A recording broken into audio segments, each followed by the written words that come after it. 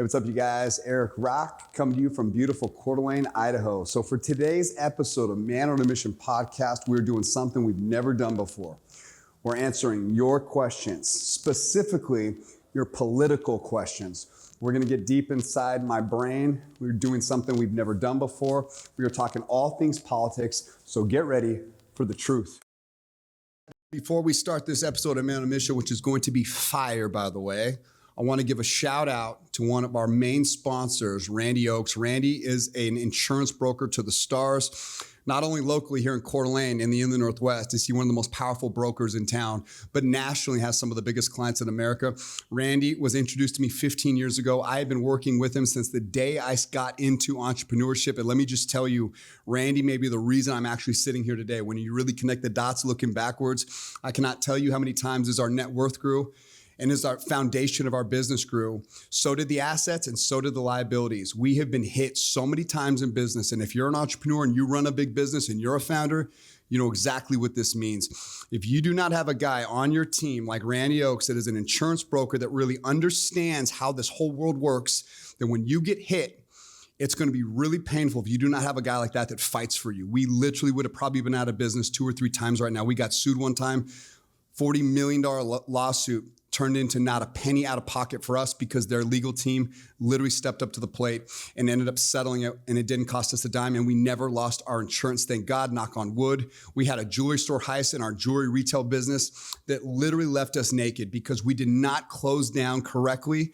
and that left our insurance void. I remember just being sick to my stomach when we screwed up, and we knew it, and Randy said, "Don't worry, man, I will figure it out for you. Let me go fight for you." And that was a nightmare process. It took months and months, but he finally literally leveraged everything, all his brand power in the world after a lifetime of being in this industry. And he made us whole, not a penny out. I just got to give him a huge shout out and thank you. I couldn't think of a better person to give this testimonial to. And I want to make sure that you guys know that if you have a business and you have assets, that means you also have liabilities. And if you have a net worth and it's growing, you need to protect them. If you don't know your insurance agent, or if you have some half-ass company, or even worse, if you hire Geico, I'm imploring you right now to reach out to my man, Randy Oaks. Not only is he a dear friend, but he's one of the most well-connected guys in America. If you have a business, trust me, and you listen to this and you trust me, and I do not vouch for anybody that I do not believe in. I won't do it. It's my reputation. Then I'm telling you, you need to hire this man. He is a life changer, literally life changer. And he knows everyone. One of the most connected guys in America, Randy Oaks. We will put his contact information in the show notes. When you need insurance, call Randy Oaks. All right, on with the show. Erik, who is your favorite president? Ronald Reagan was not just a politician. He was a master communicator who understood the power of words like nobody I've ever seen. He used them to inspire an entire nation. We maintain peace rather than aggression, human dignity rather than subjugation. Any other alignment is beneath the purpose of this great body and destructive of the harmony that it seeks. A strong military and defense is the greatest way to create peace. The 9 most terrifying words in the English language are, I'm from the government, and I'm here to help. Freedom is never more than 1 generation away from extinction. It must be fought for, protected, and handed on, with the well-taught lessons of how they in their lifetime must do the same. When we've all heard, Mr. Gorbachev, tear down this wall. Communism fell right there at the Berlin Wall. Government's first duty is to protect the people, not run their lives. Reagan's whole philosophy was that government's role was to provide security and protect individual liberties. if we ever forget that we're one nation under God, Then we will be a nation gone under. Today in politics, they're pulling God out of everything. And where you see them pulling God out, it's on purpose. The future doesn't belong to the faint-hearted. it belongs to the brave. There's no limit to the amount of good you can do if you don't care who gets the credit. Everyone wants the credit. Impact should be the goal, not to get credit for the impact. With the increasing political divide in the U.S., how do you navigate staying neutral or vocalizing your stance as an entrepreneur or influencer? Yeah, there's a lot of divide. Let me just start by saying, first and foremost, as an entrepreneur, I stand for principles, not politics. My stance is rooted in what drives actual freedom, responsibility, and self-reliance. I would also say that I really stand for an ideology that is good for the most amount of people And I try to really acknowledge the ideology that I think is the most destructive type of ideology for the most amount of people. I don't really put my vote behind a president per se. I really put it with an ideology that it resonates with my soul, my story, my mission, my impact. What ideology am I connecting to? So first and foremost, I will not stay silent when I see values that built this incredibly unique country just being eroded at a record pace.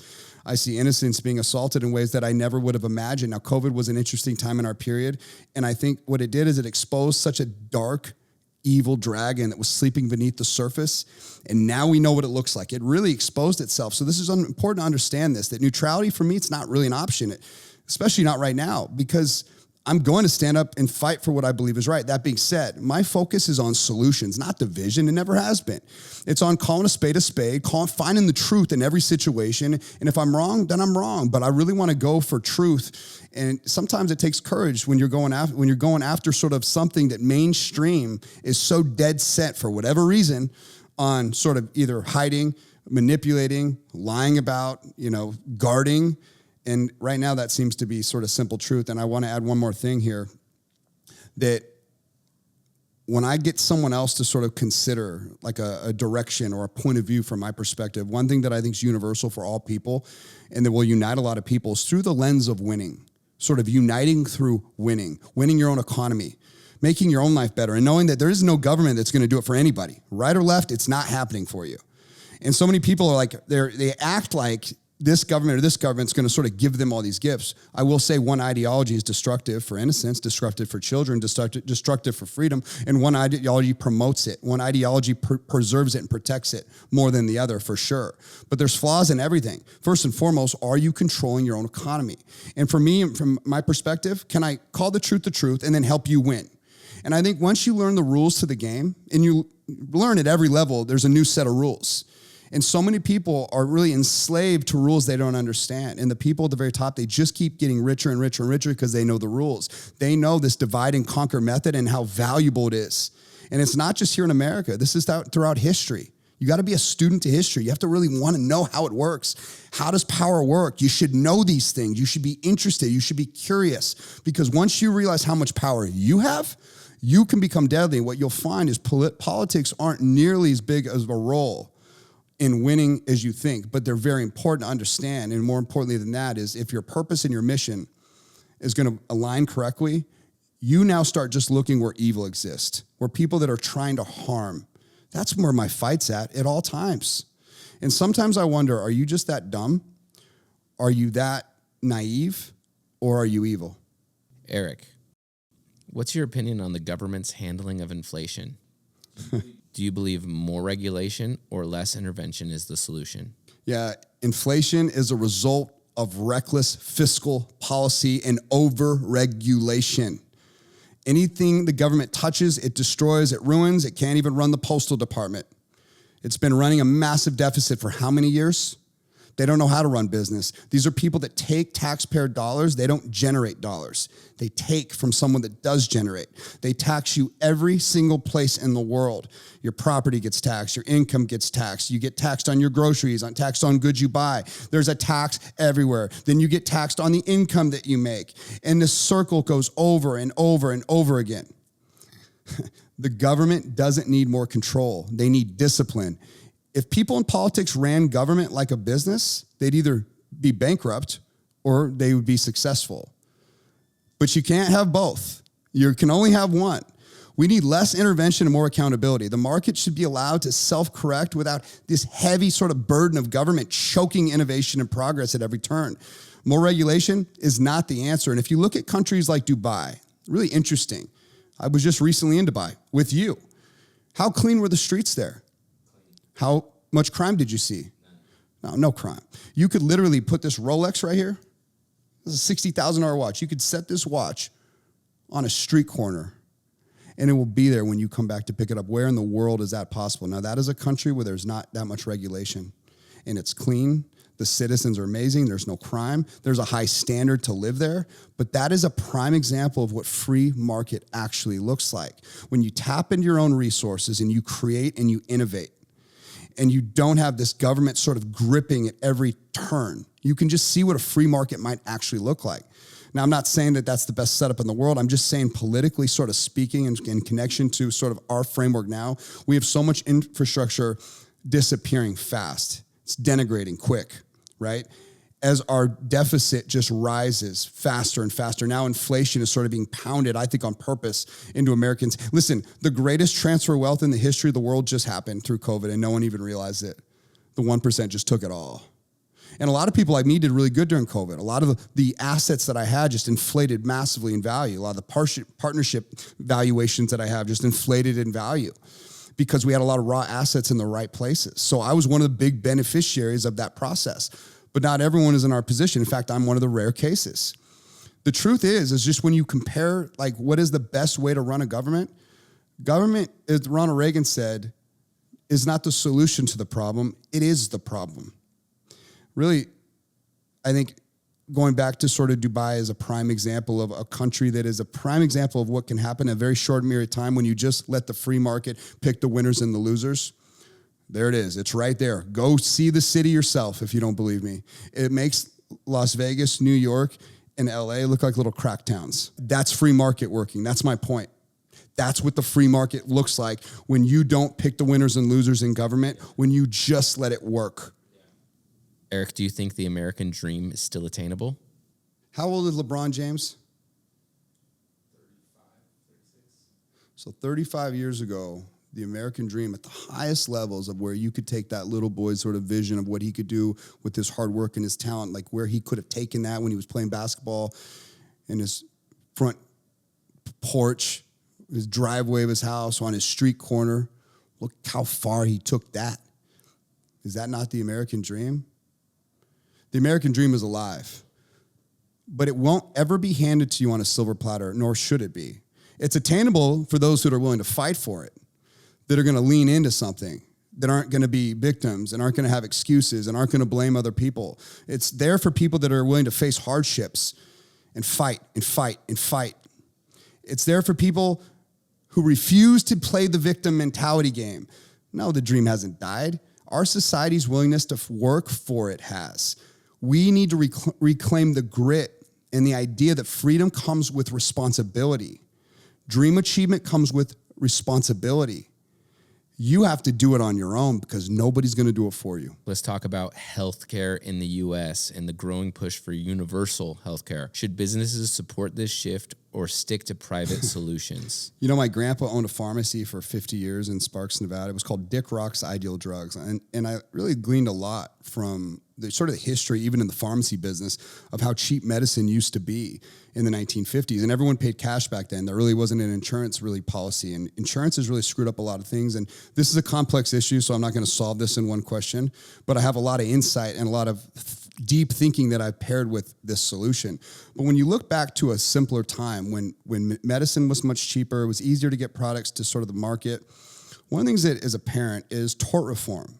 Sort of this idea that lawyers can come in and award someone $100 million off a hot cup of coffee spilling in their lap. It has inflated the prices so greatly of everything because everyone is so afraid of getting sued. Now, this is never talked about because everyone in politics is lawyers. They have to sort of protect their own. But tort reform may be one of the greatest ways to sort of reduce healthcare costs and really start like going after like value-driven solutions. I don't know why this is not talked about more.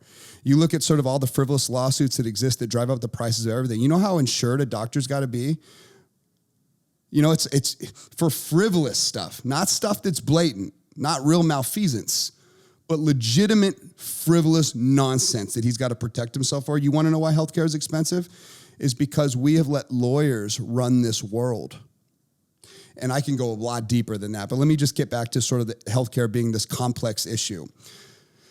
I believe in choice and competition. I always will, always have, always will. That's the entrepreneur in me. Choice and competition drives innovation. It drives quality. Again, when government gets involved with anything, it destroys it. Universal healthcare sounds noble, but it's not. Anything that government runs, it destroys. Government-run systems often result in inefficiencies and a complete lack of actual options. Private solutions driven by market forces, again, free market is always a winner here, have the potential to innovate and improve care. We should support businesses that pioneer health solutions, not stifle them with mandates. Again, there's a fine line between malfeasance and malpractice and legitimate like crimes versus all the frivolous sort of nature that inflates the cost. And all this is job security for a lot of people. It's bullshit. But how come, the way I just said that, how come you never hear a politician just speaking like this about where the real inflation of money comes from when it comes to how expensive healthcare is? Well, it wasn't that expensive in the 1950s, so why is it now? A lot of these drugs that come to market, they're so expensive is because literally the amount of studies that need to be done and the amount of trials that need to be completed, a company's going to have to invest billions of dollars before they can get a product that they know works to market. One thing that I think is sickening about the healthcare industry at large, again, it's complex. Let's get deeper, shall we? This is a good question. I hope we sit in this for a second here. One of the things that we don't talk about is what's the cause. We're so good at sort of having a solution for the problem once the problem's there, but you want to bring healthcare costs down, just make America healthy again. It's really simple. This is what, RFK's whole big push is. And I'm so glad that he sort of, was pushing this narrative of make America healthy again. At the end of the day, you want to bring healthcare costs down in a way that makes sense. Quit poisoning Americans in their food. Quit poisoning children. Quit having doctors in traditional healthcare that all they knew to do is push prescriptions on people. It's a nightmare. And it's causing so many debilitating problems in society when really the stuff that me and you practice, going to the gym every day, cold plunge, just healthy stuff will leave me so much healthier than most Americans' realities. And like we are the anomaly. Like social media has a strong sort of stance and push towards this holistic lifestyle. But again, like why isn't government sort of putting this as a priority in their toolbox? Why? Because they want you sick. Why? Because it pays to be sick. Why? Do they really want to solve cancer?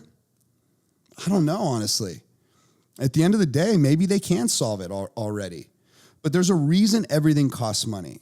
And the one thing I would challenge someone with that thinks their healthcare is expensive, how much was that Louis Vuitton bag that you bought?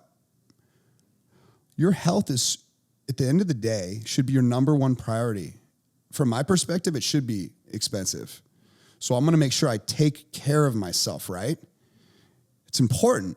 But you see how so many people, their mindsets are so poor that they don't take care of the most valuable thing they possess, which is the health they have today. They take it for granted. They're not thinking about the consequences of their actions. They drink alcohol like a sieve. They eat fast food like it's going out of style. You see all these poor habits sort of penetrating everywhere. And there's a pill and a problem solution for everyone. Oh, you're not sleeping? Here, take this pill. Oh, you can't focus? Here, take this pill. Oh, you're depressed? Take this pill. Take this pill. Take this pill. Meanwhile, the costs are slowly inflated as we get America addicted on all this stuff. The food is addicting. Children are addicted to food. There's chemicals in the food. Like, that's not food. Strawberries, they don't look like that when I grow them in my garden. Why do they look like that in the grocery store? They're big and they're red and they're huge. I can't grow a strawberry like that, saved my life. And I've been trying for a decade. I love strawberries. My strawberries actually taste different than the strawberries in the grocery store, even the quote-unquote organic ones. Like, this is a really complex topic. But number one, we're getting sicker and sicker and sicker as healthcare costs keep getting higher and higher and higher. And people are maybe even living longer historically, but they're living longer sicker. It's like, man, I don't think this is a healthy solution at all. There's a lot of practical things that you could chop into this equation that ultimately will lower healthcare costs for the people that need it most.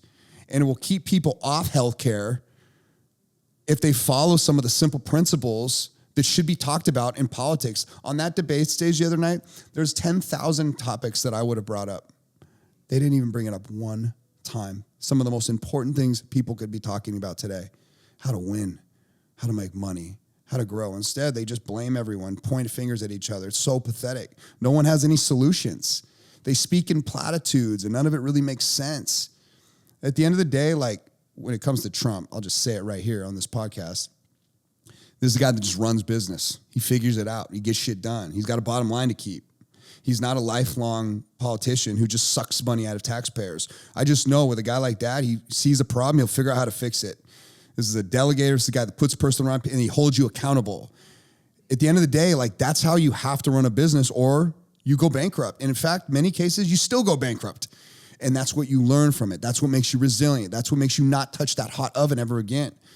This type of sort of running of our healthcare system, of government in and of itself, would be an absolute game changer for the bottom line in everybody's life, including this country. Erik, what do you think about minimum wage? Do you think raising it would hurt or help small businesses?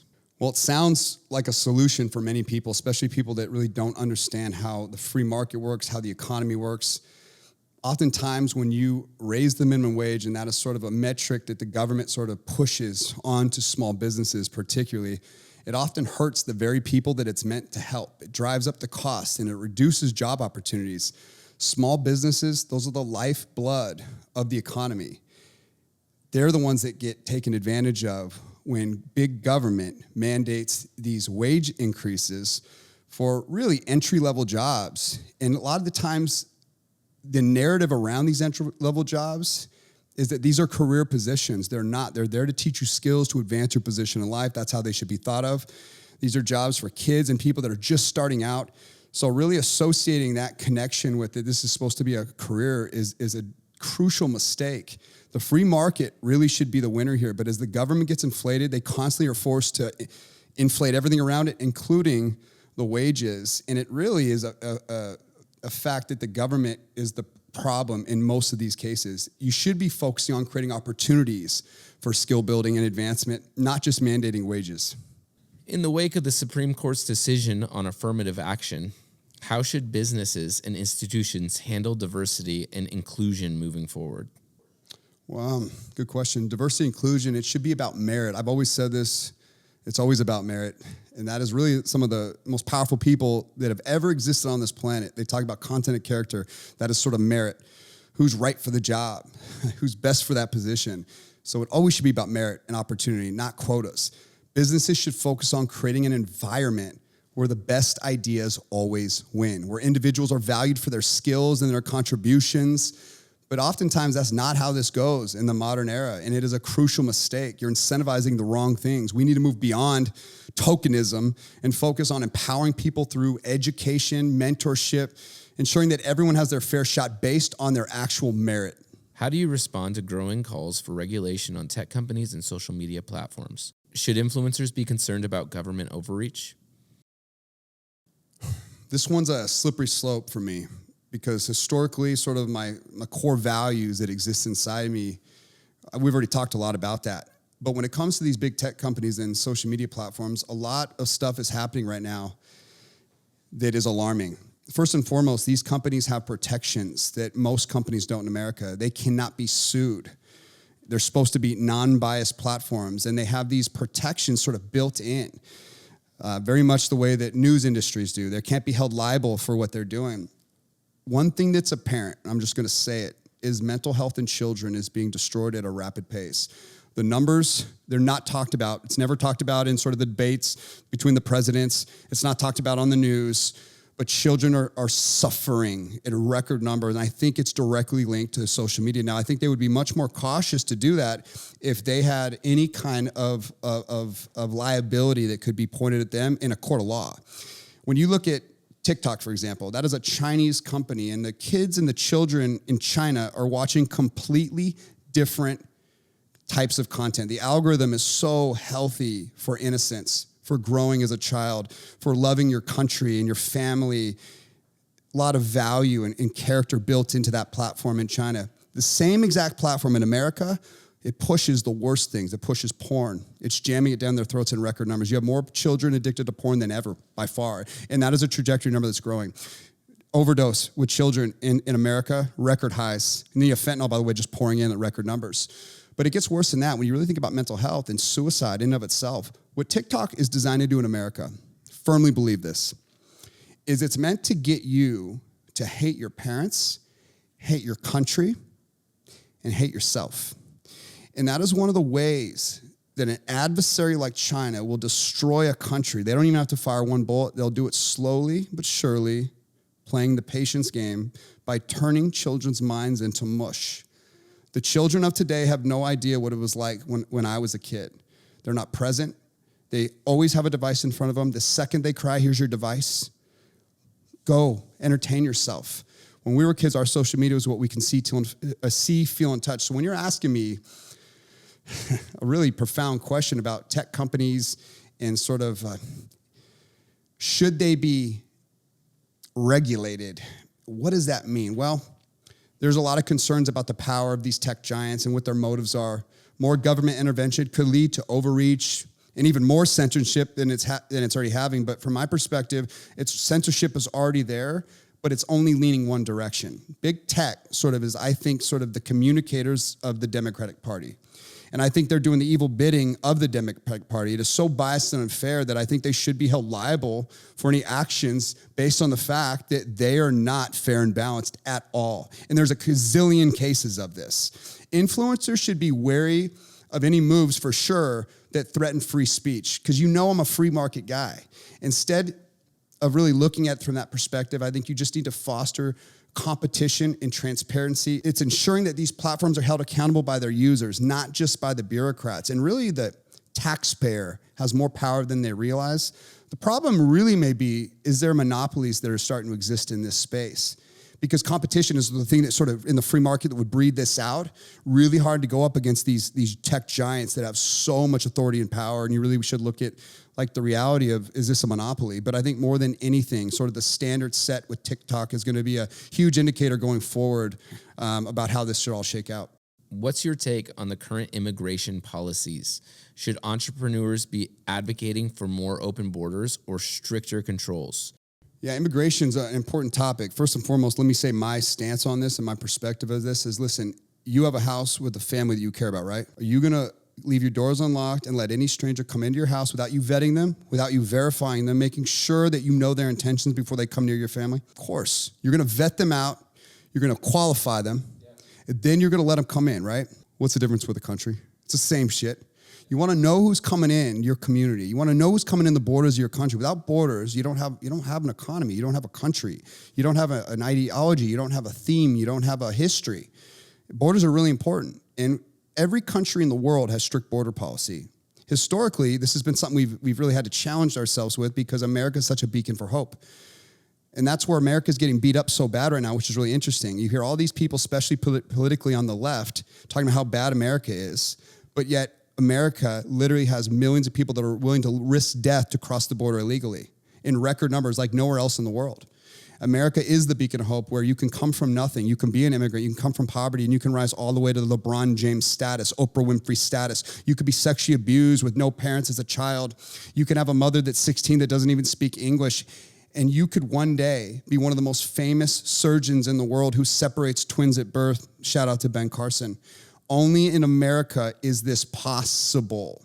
And so when you think about borders, you have to really understand that it is a privilege to be here. And we're lucky that we're born here, for sure, being very grateful for it. We know there's poverty all around the world. But there are people in Africa, there are people in third world countries, there are people all over the world that are waiting patiently to do it the right way. They're knocking on your door, Colton, and they're saying, hey, I want to make sure that you know who I am, vet me out. I've done it the right way. I respect your laws. I respect your country. Let me do this politely, respectfully, and with class. Can I come in? And I've waited for years. All these people crossing the border, they're skipping over that person's right in Africa to go through our policy that we set. There's an incentive right now that's happening with illegal immigration. You have 21 million people in the last 3.5 years since they reversed Trump's policies on border, 21 million people that you don't know entering this country.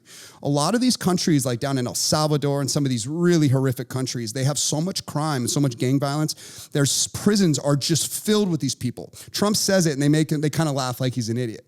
Trump's not that articulate, doesn't paint that vivid pictures, but the truth is this is absolutely true, is that these people that are being dumped on the border, oftentimes they're clearing out their prisons and they're just saying, go, get the hell out of our country. You're ruining our economy here. And what they do is they send them that way. You have no idea. Have you ever seen the pictures at the border? Why is it all men that are our age? Middle-aged and younger guys in their 20s? You have no idea who you're letting in. Don't care, because what the Democrats associate those people as, those are votes. They're trying to overwhelm the system with votes. They're trying to legalize and rewrite history so that it gives them every advantage to stack the cards and create a system of a one-party rule. They're trying to make D.C. a place where they can now have electoral votes.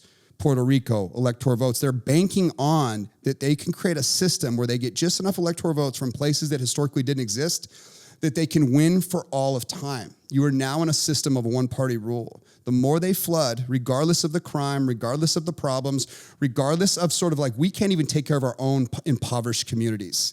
You know, Trump says that like they're taking black jobs. He gets all this flack in that last debate, right? Every poor neighborhood in America where there's a fight to sort of get out of the bowels of that democratic machine, that liberal machine that has been controlled by liberals for literally 60 years. Every democratic city in America where the highest crime rates are in America has been controlled by democratic and liberal policy going back all the way to the days of Lyndon Johnson. That is when the Great Society, this idea of like this is going to be the thing that saves everyone. What it did is it kicked the father out of the home.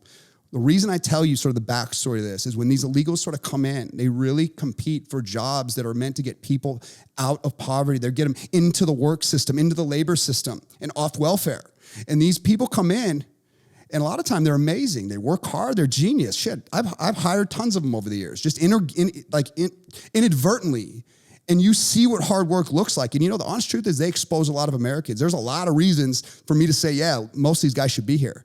But there's a right way to do it, a legal way to do it, a fair way to do it. Because there's a lot of guys that did it the right way, the fair way, and those are guys I respect. You just trampled over this Mexican's rights that did it the right way to let this one come in illegally. Like, you see what I'm saying? It's not right. There's no merit in it. There's no character in it. There's no validity in it. It does not matter who you are, where you're from. If you do it the right way, you should have a seat at the table. And that is because no family in America would just leave their door wide open and say, come right in. And neither should a country. Do you think businesses should take a public stance on issues like LGBTQ plus rights, or does that risk alienating customers in a polarized climate? I'll just speak from the heart, no. Let me tell you something. Conservatives, I think, are misread completely. I'm very conservative. I'm stoic in nature. I'm a winner, right? I view myself as a person that wins, that knows what they want, knows how to get it, and I work really hard. I want people that win around me. Conservatives, and this is a part of my idea, let's make conservatism cool again. Let's make it understood what it is. We don't see color. We don't see sexual preference. We see people that win, people that lose, people that complain, and people that champion with great energy. We see people that elevate the room. We see people that drain the room. Conservatives look for merit. You know, I remember Martin Luther King, this was his big message: judge not by the content of or the color of your skin, but by the content of your character. When did sexual preference and sort of like the perversion around who you sleep with, you know, genitalia, all the things that come along with these subject matters, when did that define your value as a person? Like, you're proud of that? You know, you have these, I got to challenge this narrative, these pride parades. Like, what a degenerative way to associate pride to your self-worth based on who you sleep with in a bedroom. That is a poor way to evaluate sort of the strength of your character, the moral conviction of you as a person, your ability to win, your ability to be valuable in society. Conservatives are only looking for that. Now, if you come in a dress, but you're actually a man, and you bring more value to the table somehow than the guy that is not doing that and is really in alignment with his biology, like if you're just going to look at merit and pure talent, conservatives 10-1 will probably pick the guy that produces, or the girl that produces, or the he, the she, the they, it doesn't matter. Because that is really where merit is sort of built in the value of a person. That means I can be around a transgender person, and if they don't push ideology that I think is not healthy for a young developing neural pathway of a child, if they don't push perversion topics on me that I really don't want to hear, that I'm uncomfortable with hearing, if they don't make my wife feel uncomfortable when a man sort of walks in the bathroom after her, like, you know, you could be sensible as a person that was born in the wrong body. If that's a real thing, I'll validate it all day, sure. Absolutely, why not? But it's your respect around other people that is so crucial to how I judge you. And if you can do that and you're talented, you got the job.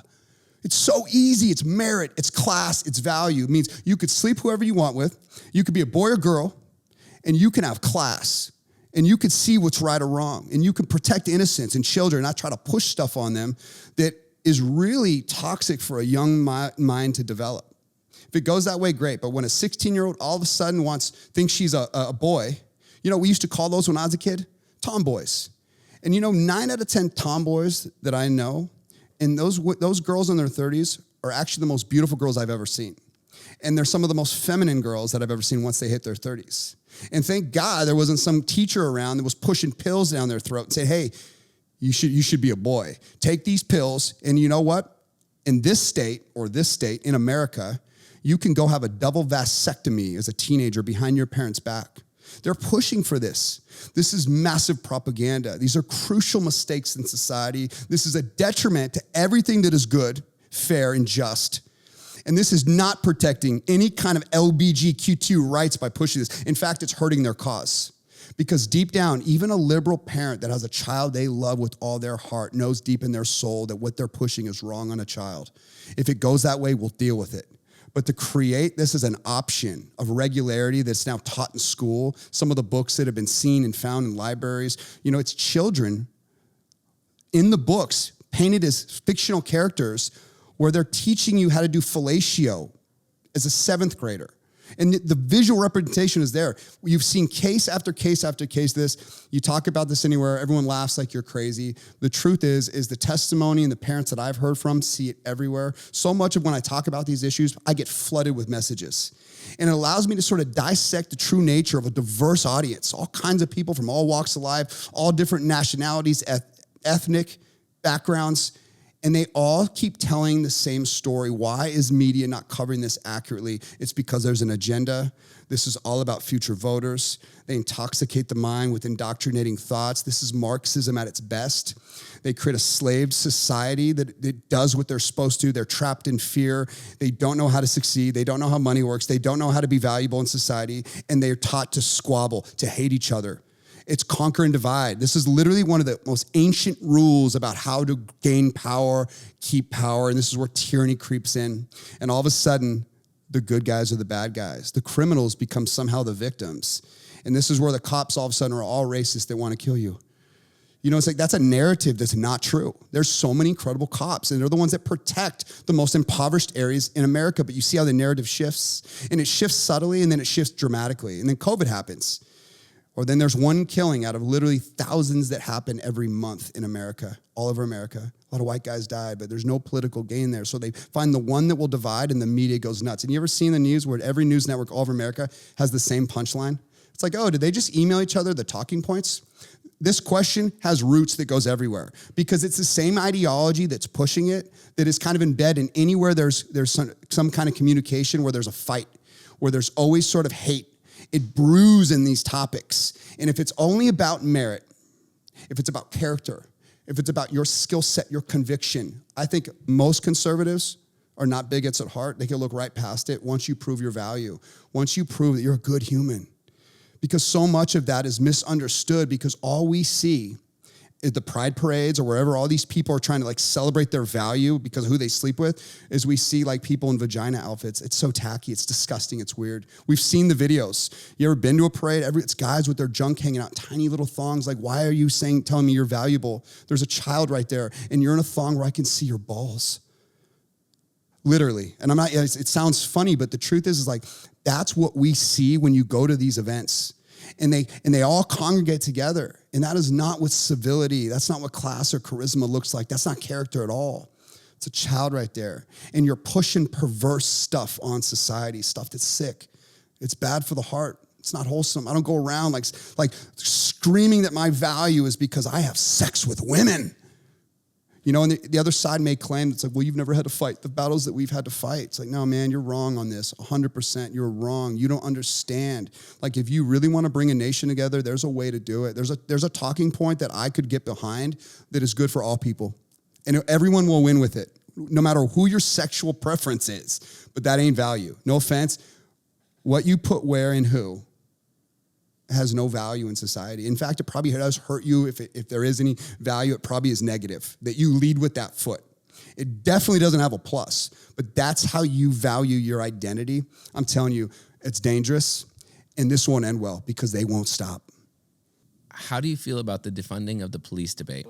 Should entrepreneurs and influencers speak out on such controversial issues? You're going to defund the people that run towards the bullets when people start shooting. So everyone's running this way, and you want to defund the guys that run that way towards them, trying to stop the madman with the gun. You want to defund the people that every day when they go to their families, they have so much stress and their heart is full with the amount of tragedy they saw all day. I know a lot of cops. We're good friends with the sheriff here in this community. This is a good, safe community that we live in. Even he has some of the most horrific stories of what he's had to see in his 30-year career. You go into a house where there's a dead mother on the ground and there's a baby that's been in the home running around in her diapers for 3 days because mother overdosed. That diaper's got 10 different poops in it, pee in it, just the smell alone. There's this child that hasn't eaten, malnourished, and they break into this house and there's this baby. You know, you don't get to hear all the stories of what the men and women that fight in the blue have to go see and do. You don't see it. It's maddening to me that they get such little respect. Most of the cops that are under assault, they're actually black in the communities that they protect and serve. If there is some guy that's pulled over and he's acting weird, put yourself in his shoes. It's not about his color. That guy wants to go home to his family every night. I promise you that. He's not here saying, let me go figure out how I can kill a black person. Now it's easy for you to say, Eric, you're white. Trust me when I tell you, they just want to go home to their families. They do not want to be on the news. They do not want to be part of some major shooting. Trust me when I tell you. How come when someone gets pulled over, you do not have people like Barack Obama saying, hey, just listen to the cops and you'll be fine. There may be a history of abuse. Let's talk about it. But trust me when I tell you, right now in America, that is not the biggest problem that are facing the communities. That is actually one of the greatest gifts, and they're trampling on it. Let me ask you one question. Let me ask you a question. What would happen if every day in America, cops all went on strike and no cop went to work tomorrow? It's not crime anymore. You can't even define it as crime if there's no one to fight it. This is rape, pillage, and plunder. If there's no cops, and here's what's interesting about it.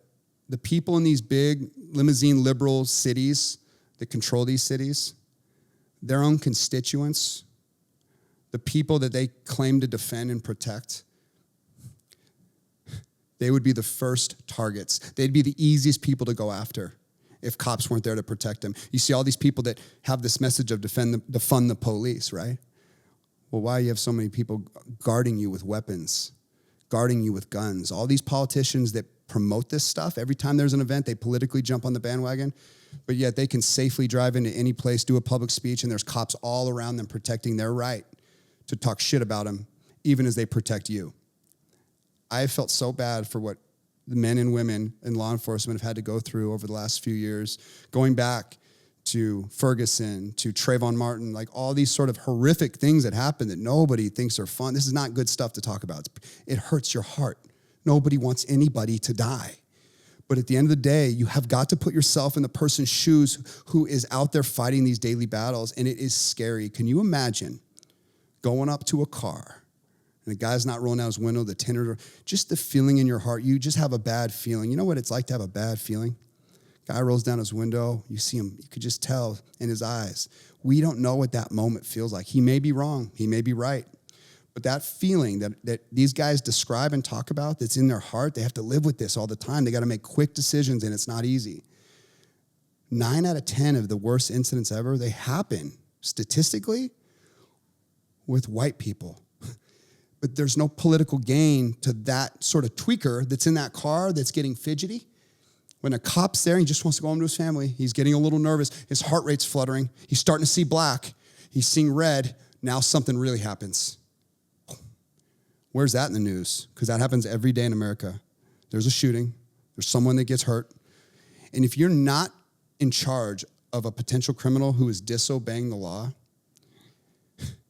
like, what are you supposed to do if someone starts fighting you back? We're going to gently put you down? No, it's going to look rough. That's what they're trained to do because you can't softly. Listen, you ever seen an MMA fighter slowly take someone down cautiously? It doesn't work that way. It's aggressive. It's fierce. It's forceful. It's hard. It's instinctual. It's fast. It's snappy. You're moving. You're disarming a potential threat in a world where there's innocence all around you. Nobody puts themselves in these situations, and these happen every single day. I would love for more people to be a voice behind this message, just the way that I am right here, right now. Be a voice for this. This is not hard. Be a voice for it. Because one day, the worst may happen and cops don't show up to work. And that would be a very sad day. But even worse now, the future generations. One last thought. I'm on the board for Make-A-Wish. That whole story that really pulled me into Make-A-Wish. I don't know if you know the original story of Make-A-Wish. The original wish that was granted was a little boy that had cancer, and his dream was to be a cop. And he had terminal cancer, and so local police heard about it, and they put this whole thing together for this little boy in this community. And he got to be a cop for a day. Very powerful story, right? When I was a kid, you know how many kids in my school, their dream was to be a cop, a firefighter, go in the military? I remember, like, literally little kids, we'd have to say what we want to be when we go to actually saying they want to be a Navy SEAL. They want to be a soldier. They want to be a police officer. They want to be a fireman. I wanted to be a baseball player, football player, like all these things. The one position in America that is not said anymore is a cop. Kids don't want to be cops anymore. What kind of parent would promote that that's a hero's job anymore, except a cop family? And even that, I don't think they would promote it within their own family, because historically police officers raise police officers. It is so common. So many guys I know, their father was a police officer and their grandfather was a police officer. We are destroying sort of the rhythm of the people that courageously go fight, because they are getting kicked in the gut every time they make a decision that does not align politically. And how do you know that when you're not the person in that shoes? You don't, but we'll project that really quickly like we know what's going on. The political nature of everything is dividing, and it's destroying, and the trajectory is alarming, and this will not end well. Erik, what do you think about the Second Amendment? I'm going to try to keep this one short, because almost every question you're asking me, this is an epic conversation, honestly. I mean, the complexity and the depth is deep. The Second Amendment is a fundamental right. Trust me, there's always going to be violence. There's always going to be safety concerns. There's always going to be tragedy. There's always going to be an incident that we wish we could have not had. But stripping law-abiding citizens of their rights is not a solution. That is one of the most dangerous notions of the world. Listen, out of all the things the Founding Fathers learned under tyranny, why do you think they made the Second Amendment, after free speech, the right to bear arms? The reason why it's the Second Amendment is because it's that important on the food chain. It's high up there. The Second Amendment is actually not there to protect you from criminals. It's there to protect you from your own government. You look back in history at all the millions of people that were massacred by tyrannical governments. It was because they couldn't defend themselves. What's the first thing that happened when Hitler gained power? He disarmed the Jews. Go back. This is a story that repeats itself over and over. You take the arms away from the people that are the ones that can take your power away, and that is the citizens of the nation. The Second Amendment is the one thing that props up freedom. Without it, you don't have freedom. You'll have a government that can literally have its way with you. I mean, at the end of the day, there's more citizens than people. It's an armed society is a safe society. If you have a gun and your wife has a gun, and you're in a state that really promotes, being armed, criminals are much less likely to take advantage of you, knowing that you're likely a gun-toting, red-blooded American. But if you're some easy target that clearly is an anti-gun type, you become such an easier target. And we're always thinking when it comes to the guns that the gun committed the crime. The gun didn't commit the crime. This is a problem with character. This is a problem with morality. This is a problem with really crime and the mentality that is sweeping through this country at an alarming rate. The gun didn't do it. In fact, the gun oftentimes would have been the answer that could have saved more lives. The real question around the Second Amendment should be really understanding that most people should be proficient in firearms. They should understand a gun inside and out. I'd want my wife or any kids that I have, I want them to know how to defend themselves. Single women in this country, they should go take gun classes. They should get very familiar. They should know how to defend and protect themselves. They should not be easy targets. Listen, you want to be a high-value human life, you need to be hard to kill. This should be the message that's being pushed around crime. Instead, it's take guns away. And they kind of disguise it as smart laws, blah, blah, blah, blah, blah. No, the buyback program, all the incentives to pull guns out of society, what it does is it emboldens criminals who, by the definition of criminal, do not follow the law. And if they don't follow the law, your laws only make it harder for law-abiding citizens to get what they need, or If it's just outlawed in general for whatever reason, those are the only people that follow the law, are the law-abiding citizens based on the definition of law-abiding. Well, what do you think criminals are going to do? It makes their job easier as criminals. Very hard to justify breaking into my neighborhood in any home that I live around. There's more weapons in the neighborhoods that I live than people. Everyone carries. They have arsenals there. It's just the way they're built. And these are savvy people. These are smart people. These are rich people. These are doctors. These are people that can put themselves in safe areas with the high ground. It's going to be hard to break into my neighbor's house. That guy will literally, you get what I'm saying? But the guy down the road in the next town over, where it's clear, you can just read it from a mile away that this is a person that is not really leaning into the Second Amendment. That should be the story. Like, the real conversation here is that people need to really figure out how to arm themselves correctly, how to be proficient in firearms, how to defend themselves, how to be deadly and dangerous so that you can protect innocence, so that you can protect your family, so you can protect yourself. An armed society, I'll always say it is a safer society. A disarmed society only allows criminals to thrive easier. They make their targets much more accessible. Erik, in light of the recent debate over critical race theory, how should businesses approach the discussion about race? Yeah, so these are topics, they're hard to talk about, but they're important because it's the only thing that's going to gel people back together in a society where sort of the media and all the institutions in America are fighting so hard to divide it. And if you are going to have such an evil force sort of dividing on purpose, because there's a lot of power to be gained when you divide, a united America is not one that allows a political system on one side to thrive.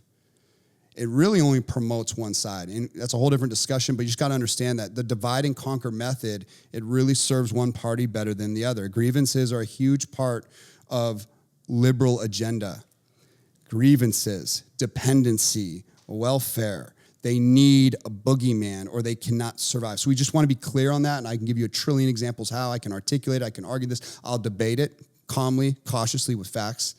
But businesses should foster an environment of understanding and respect for sure. But critical race theory often divides. It does not unite. No, in fact, it only divides. It keeps going back to the thing we've talked about before. It's going away from character and merit. We should approach discussions about race with a focus on shared values, individual merit, character, and real historical context without rewriting history through the lens that breeds pure division. We need to educate, not indoctrinate. Erik, you woke? Am I woke? Well, I'm awake. Do you believe it's harmful to businesses, or is it necessary for progress? What do you think I'm going to say? Woke culture, it promotes victim mentality. It stifles free thought.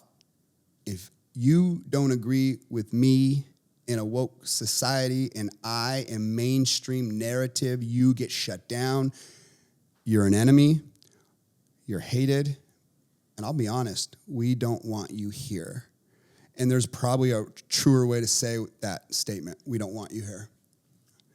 I know if I get too honest on this, I'll get canceled by the platform that I'm speaking this information to. So I'll be careful with my words, but they don't want you here anymore. Woke really is harmful. Businesses should focus on genuine change if that's what's actually needed. But I would really argue that traditional values are really what the change needs to go back to. God has been replaced with government. Government is replacing parents and school. Ideology that is dangerous is sort of being pumped in like it's like a saving grace to some terrible country that we've all been born into, which we're actually the freest nation on the planet historically. There's more opportunity here than anywhere on planet Earth. And our history is one where we actually had a civil war where half the America killed the other half to end sort of a lifelong thing throughout the history of mankind that has been around in every culture and every civilization forever, and that's slavery. America was the idea that put a contract in place that would one day be so divine that it would be the thing that actually set a standard in the world. It would unite the world. It would create more opportunity than anything in the world. It created it unleashed people's potential, just that document. It took a long time to get here, but now we're here, and it's almost like we're going backwards. Instead of using character to sort of judge. We're doing the opposite now. We're going right back to sort of judging based on things that you have no control over. Wokeism is such a detriment to society. Real change should be about empowering the individuals, creating opportunities, encouraging diverse viewpoints without being bowed to the pressure of this cancel culture. Progress comes from open dialogue, not censorship. And that is the problem. And when you really look back in history, this is not the first time like real censorship, which is so apparent now. It's been happening for a long time. Now it's just so blatant. It's like they're going for broke. They don't really care. COVID really unleashed something I saw. It's like they really started being bold, almost like they're not trying to hide it anymore. And it's like, man, well, they're going for broke. And magically, like in an election year where China was on its knees, you had the most powerful economy in the world. First time ever America was energy independent. We literally had the probably strongest economy I've ever seen in my entire lifetime. And there's a lot of metrics in that. Our business, I mean, just our business alone, like people that know. I've never seen things hum like that. So from politically, those years, the Trump years, the policy that was in place was so profound and so powerful from a perspective of sort of like the economics that were at work. Zero inflation, the strongest dollar in the history of mankind. You really had so much unique setup there. And all of a sudden, like that in an election year, when really China for the first time in decades was on their knees. Because trade was something that even Obama talked about doing. Every president going back to Reagan, even Reagan, who I'm a huge fan of, one of my favorite presidents in the world, talked about having fair trade. But it's a very hard thing to go after because it could disrupt the economy. And Trump was the one guy that's talked about it, but actually did something about it. And what he proved is it didn't disrupt the economy, which it could have actually. I was questioning if the stock market was going to tank, if prices were going to get inflated, because we rely on China so much for goods, right? It's slave labor there that we are buying. We're actually promoting slavery. People don't understand how shit works. What actually happened in the Trump years is you got flooded with repatriation of foreign dollars back into America. They were actually brought back in tax-free. It was such an incentive for companies that were doing business overseas because it was cheaper to do business there, it was more competitive, to bring those manufacturing jobs back to America. And you saw a surge in manufacturing sort of come back to America. Now, products, whether you like it or not, got to be made somewhere. Why not make them at home where we have so many people starving in our own communities, right? Trump really incentivized sort of like the remanufacturing boom through trade. It all happened through trade, and then the repatriation of sort of tax-free dollars to sort of be able to be brought back free without being taxed. It was sort of such a push for American sort of ingenuity to have that sort of revival, make America great again. It had a lot of unique connections to sort of the old days when things were made in America, quite literally. People don't understand what really happened in those years. It's not talked about. It's not articulated. That's why I wish I could debate for Trump. I would do a much better job than him. No offense. He's great at being a leader and just being a boss that gets it done. He's not that good at vividly painting pictures of what actually is happening right now. He just speaks in sort of like one-line thoughts, and then he gets made fun of all the time. But the truth is, his policy was genius, and he had enough courage and gall to do it. Now, I don't know if it was luck or not, but at the end of the day, China was on their knees. Energy independence, no wars in 4 years. Was there 1 year during war ever in your lifetime except the Trump years? The answer is no. It was the first 4 years of worldwide peace where there was not one war being fought. And you had probably the strongest presidential leader in American history, potentially, based on his policy. He executed on something that everyone's talked about ever since China in the 1980s really became a powerhouse through this cheap labor, which inflated sort of the price of American-made goods, and we started buying plastic from China. That's how it all worked. And what it did is it stole from American economy, and it made us dependent on a foreign entity. During COVID, what did we see during COVID? Supply chain crushed like that, right? It's because we rely on foreign nations. We don't make our own goods in-house.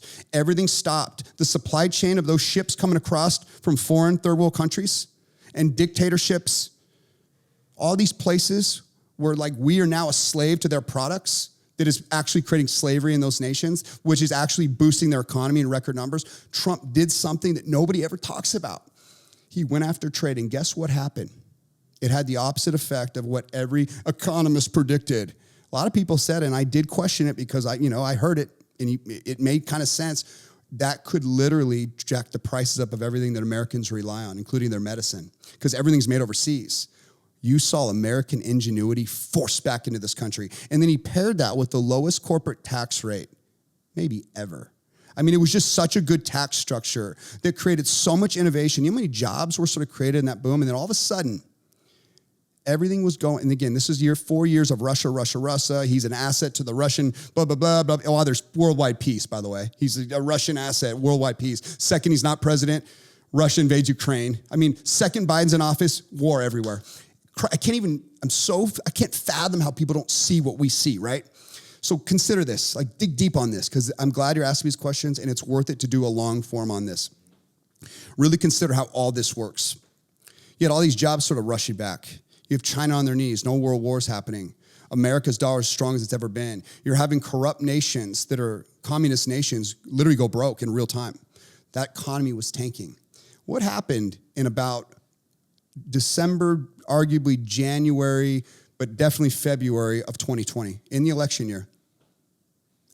There was a little bug that was released in the world that came out of Wuhan. Interesting, right? Crazy, isn't it? Because that little bug, it set off a series of events in America, one of them being mail-in ballot votes, which was quickly pushed as the thing that was going to happen. We can't let you go to the post office. And then on every media station, you'd have a ticker of people that just died. Quick, tick, tick, everyone's dying. Where's the ticker of people dying today of fentanyl overdose? Where's the ticker today of people dying of heart disease? Where's the people today dying of, there's so many things, bro, cancer. There was such an incentive to put such a fear of God in this little bug that all of us got. I got it a couple times, you know what I'm saying? Second time, it wasn't even that bad.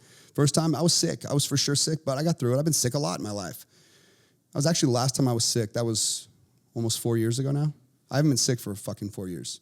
That was the last time I was sick was when I had COVID, and it was bad. It was November of 2020. Point is this is long form. I'm giving it all to you right now. I'm going to end here strong.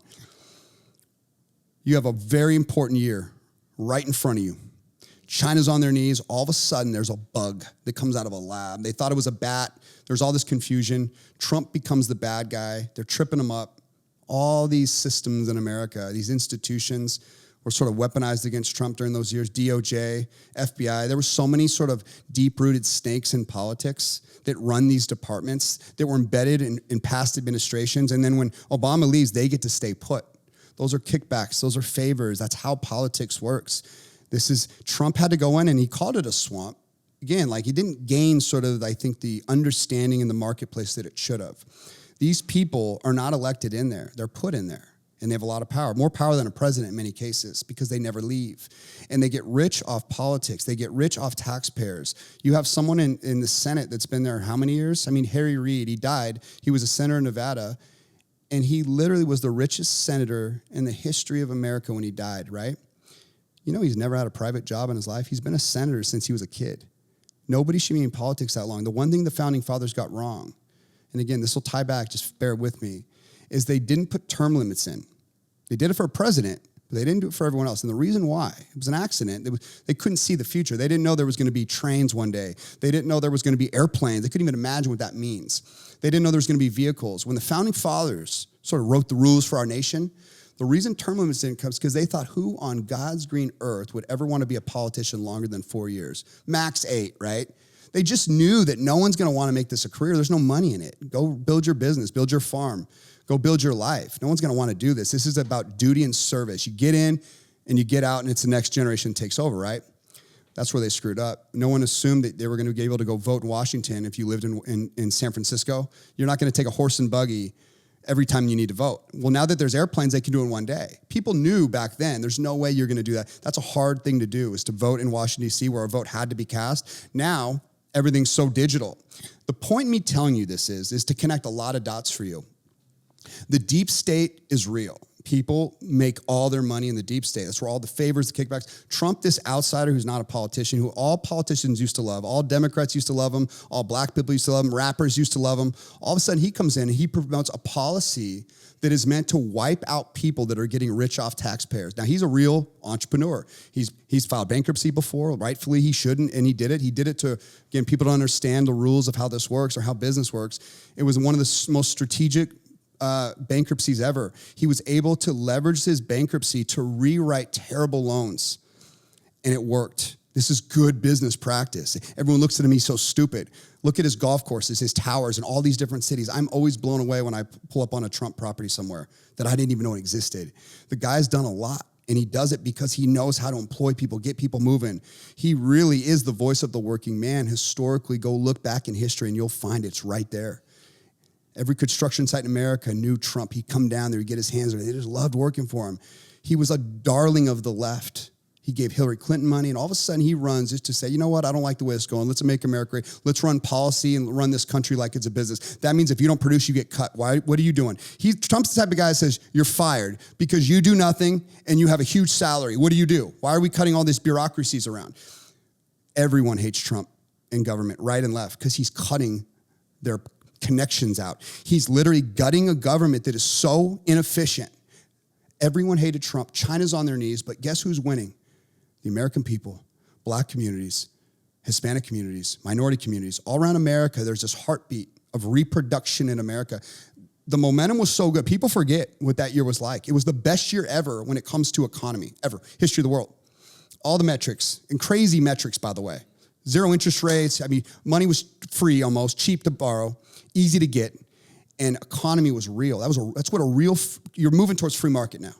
This is what it is. This is what it actually looks like. But he couldn't get past the indictments. He couldn't get past the assaults. He couldn't get past the media. They just would not stop. And he didn't have the level of communication to be able to ward it off the way I think even someone like me would have been able to ward off. I would have been able to sort of work through it and probably could have landed a plane a lot better, a lot softer, winning where he needed it. Trump's just not like that. And that's what makes him so great. That's probably why he was the right man for the job, actually. You kind of need that kind of guy. But it was painful that no one ever really spoke to what was actually happening. They would always try to trip him up. And they did such a good job at having these mic moments that made him look so crazy and so stupid, but not realizing that everything that's happening right now is a gift for people that are in the minority communities here in America. Even for people that are immigrants here. Oh my God, he was a godsend.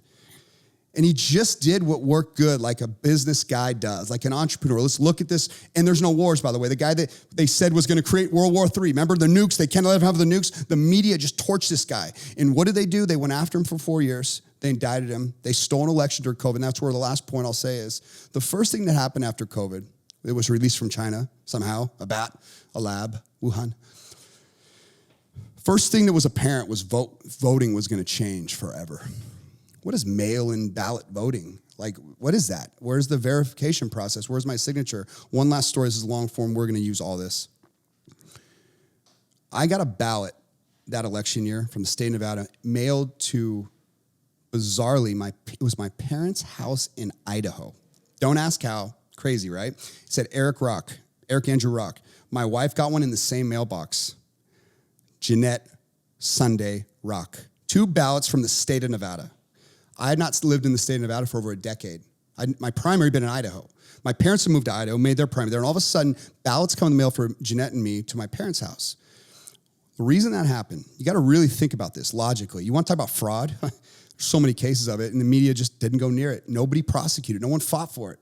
Trump had everything going against him, and they just stole like I'd never seen, but it happened right in front of Americans' eyes. This happened to me, though. It's a real story. We get these ballots. And we thought, me and my dad were really pissed about it. We thought, how's this happen? I've not been enrolled to vote there forever. I voted in Idaho for 10 years.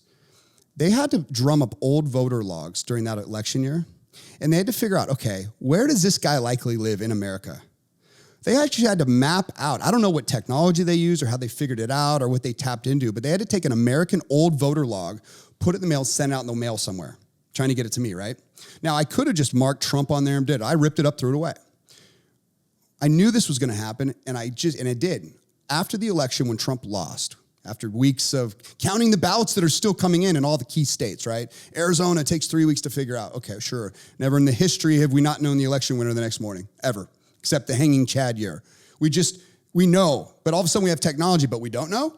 No, it doesn't work that way. The mail-in ballots, we haven't counted them all. Let's keep counting until you wake up in the morning, it's like everything's changed. We saw it. Everyone saw it. We know. Well, after that election, we knew he lost, which was just pure fraud. I called the state of Nevada. You can actually check. I can't see who I voted for or Jeanette voted for, but if you're registered to vote in a state, you can see if a vote had been cast in your name.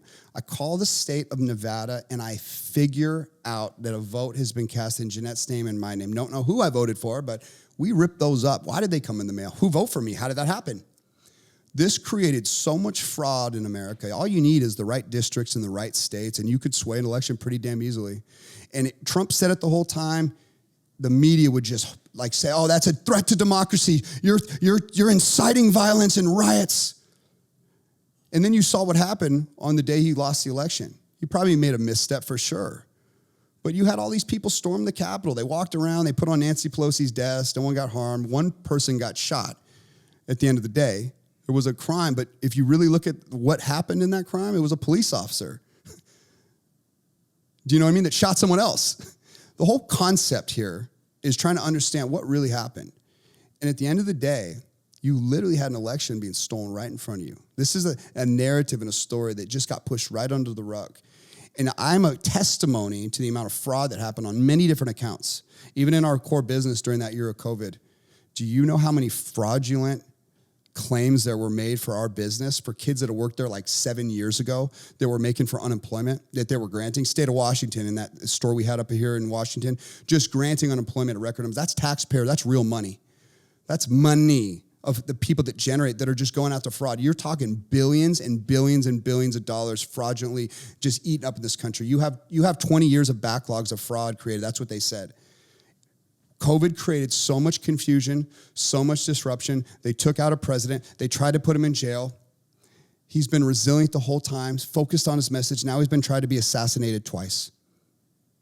And you want to talk about a threat to democracy? This is what's sad about this, is the way that I was able to just give this all to you through the lens of which I saw organically. This is how I saw it as a business owner, as a person that loves to think, as a person that loves to study history. These are the dots that I connect when you ask me these types of questions. And right there, if I'm wrong, I would love to be able to debate it without being censored, without being canceled. Like, just talk to me about it. Like, have a debate on this subject in a really powerful way. Whether you're left or right, this is a conversation that we could articulate and try to understand what happened that year. Why did it happen? Because all of a sudden, you know, CODIS just died and no one dies of it anymore. But the people that actually are dying today, they're strange deaths.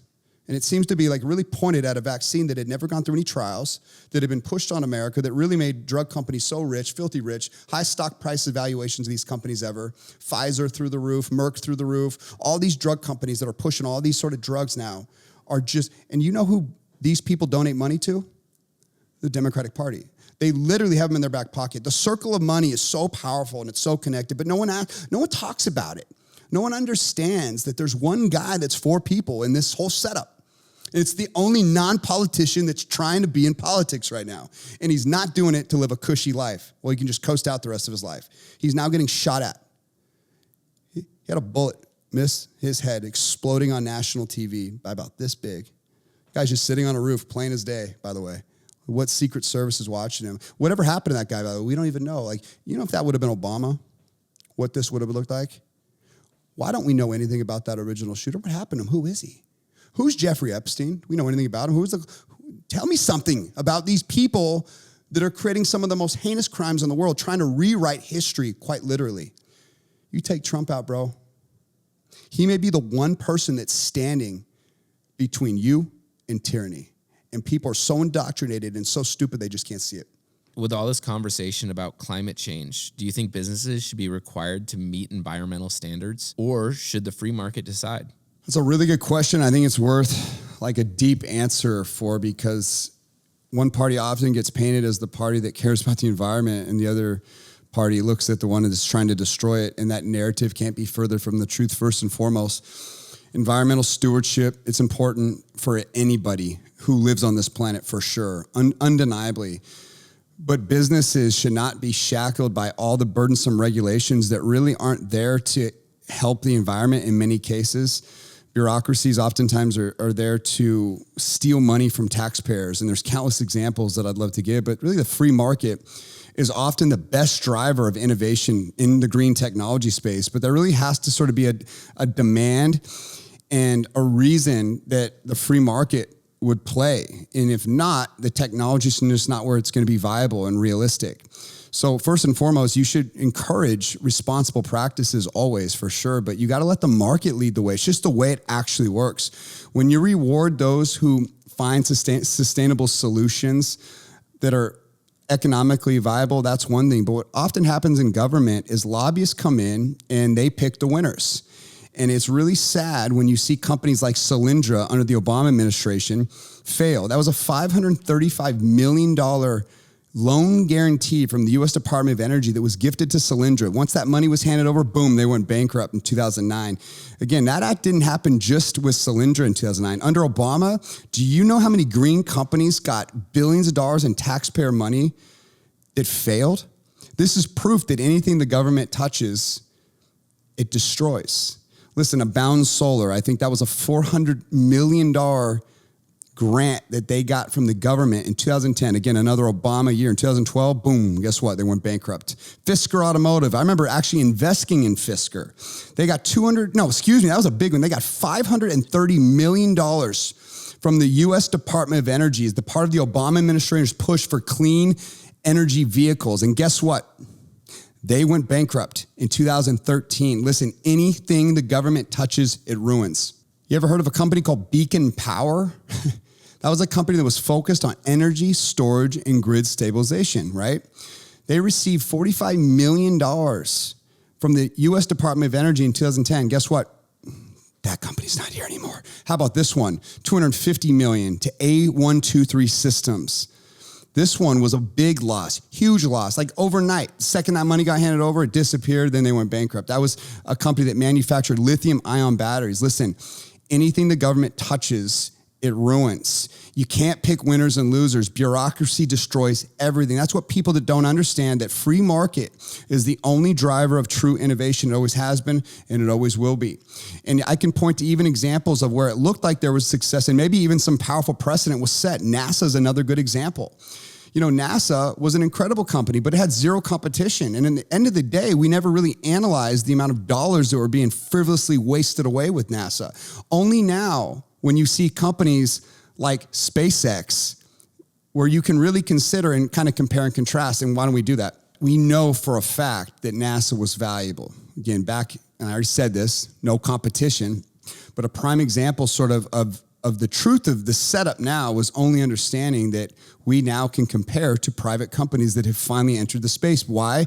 Because there's an economic reason to do so. And what it proves is that government is very inefficient for many reasons. And it should never pick winners and losers. And it should never really dictate or mandate anything. The free market must do that. And America, by the way, is trying to set this unique precedent. But what I really think happens beneath the surface, this is all politics. This is all who's going to get money, who's going to donate to my campaign. This is so much fraud in these industries. And we're trying to do all this green stuff, which I think is just a package to win votes in most cases. It's not really built on fact or truth. While China and India pollute in numbers that are so great that it's almost insignificant if every American on earth just started riding a horse from now on. And you'd still have green people saying, oh, their poop is toxic for the environment. Like, you can't win with these people. It's not built on logic. And there's clear, easy, fundamental solutions that will be good for all. But it's always going to come from the private industry. Getting back to NASA.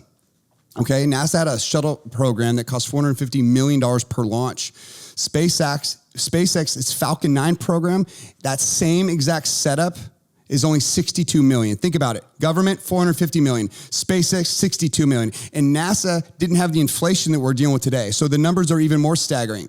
That is a difference of 86% in the reduction of cost. Why do you think that is? Because private companies innovate from profit. NASA wastes money on red tape. SpaceX's reusable rockets were a game changer. NASA never even came close to figuring that out. Obama had to shut down NASA because it was such a mismanaged asset. And then until it was proven that it was never an asset, because private companies stepped up to sort of figure out how to do it in a most efficient manner.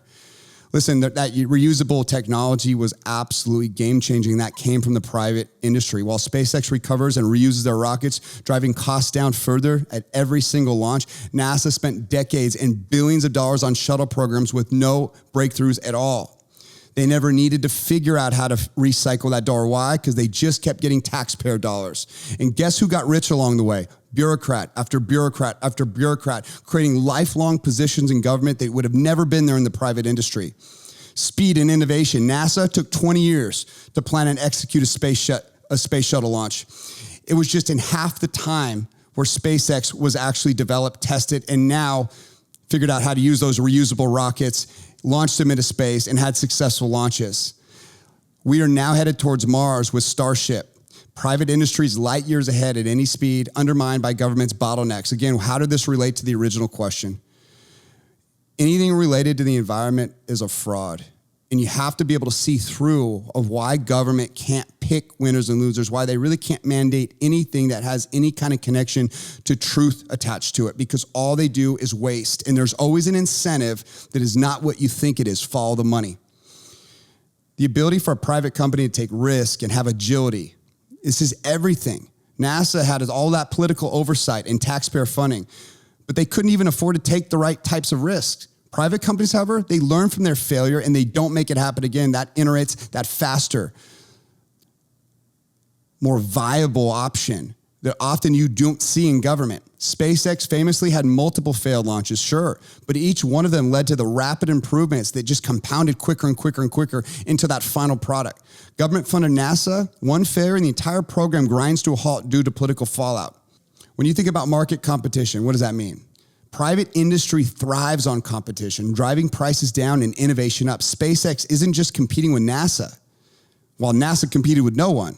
SpaceX is competing with Blue Origin, Rocket Lab, and many others that are players in the game now. NASA faces zero competition, leading to a bloated budget and slow progress. When there's no competition, there's no pressure. There's no urgency to move or improve. And then the last part I think is important to understand when it comes to government touching anything, including environmental things, but let's just use the lane I'm on as an example, is dependency on bureaucracy. NASA is tied to the government in all their budgets, making it slow and inflexible. Programs are delayed, they're canceled, depending on political priorities. Private companies raise their own funding. How do you plan when you can't even really be held accountable to where every dollar goes? How do you plan efficiently? Well, it doesn't matter if it's a never-ending treasure trove. See, in private industry, there's consequences if you misuse the dollar. If you make a mistake in the private world, you can go bankrupt. You have taxpayers. If you make a mistake, you actually get rewarded in many cases. And I can give countless examples of that, where someone in the world of where taxpayer dollars go in government bureaucracy, they get rewarded by their failures. In the private industry, Elon Musk will go bankrupt, literally. There's no room for error. See the difference? So the bottom line, private industry has proven that it can outperform, out-innovate, and out-compete in every area. NASA was a great example of that. SpaceX's ability to bring down the costs, push the boundaries of technology, and launch faster demonstrates how much better the private sector is. It's something as simple as space exploration. They're better at everything. Listen, UPS and FedEx, they're profitable. Do you know the U.S. Postal Service has never been profitable in the history of the world? Why would you trust government to anything? Do not trust them with anything. It's always the private industry. So when it comes back down to the bottom line of sort of green innovation in the original sort of question, it is always going to be driven in the private industry. That is where all the breakthroughs are always going to happen. You mandating it only makes it more expensive, and who it really hurts is the lower class and the middle class. It suffocates them, and I think that's by design because it keeps people slaves. And the Democratic Party particularly, they need dependency, they need grievances, and they need to hold you down. And then they need you to believe that it's someone else's fault. And that is exactly what they do with the green business. They use it as a weapon to go after their political opponents, claiming that you don't care about the environment. What are some crucial skills for staying competitive in the marketplace? Well, adaptability and relentlessness are incredibly important. Self-education, really, you should be so curious about how things work. Those are kings, I think, in today's economy where so many people are drones. Your curiosity, your relentlessness, your adaptability, that is a deadly combination to really make you a powerful force to be reckoned with. The world is a changing entity. It's moving at an unprecedented rate. The pace is fast. And those who cling to old ways, they're always going to get left behind. I still like to stay clung to old school characteristics and sort of moral conviction and values, because I think sort of those are timeless principles that if those are built into your core values, it'll make you thrive in whatever it is that you do, sort of that connection to being an old soul, customer service, sort of understanding what types of details really matter. But trust me when I tell you, the way technology and the way society moves, you must move with it. You must adapt. And a lot of people that don't, those are the ones that sort of fail. They get stuck in an archaic system and they can't compete.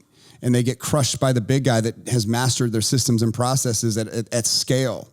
But it's really not about being the smartest in the competitive world. It's about being the most adaptable. Sharpen your ability to learn, pivot, and execute. Be curious, and then go figure out how to answer your curiosities. I love to learn. I love to be wrong. That's where I learn the most, okay? That's my personality. That's why I think I'm doing well. Skills like strategic thinking, digital literacy, and emotional intelligence, those aren't just optional, you guys. That is essential for survival. When it comes to entrepreneurship, what kind of impact do you see AI and automation having? AI and automation is definitely going to separate the opportunists from the truly innovative. It is going to eliminate the mundane. It'll free up the human potential for creativity and strategic thinking. You know, I was originally against it in a sense, and I think it's here now, and you have to really learn how to adapt with it and move with it.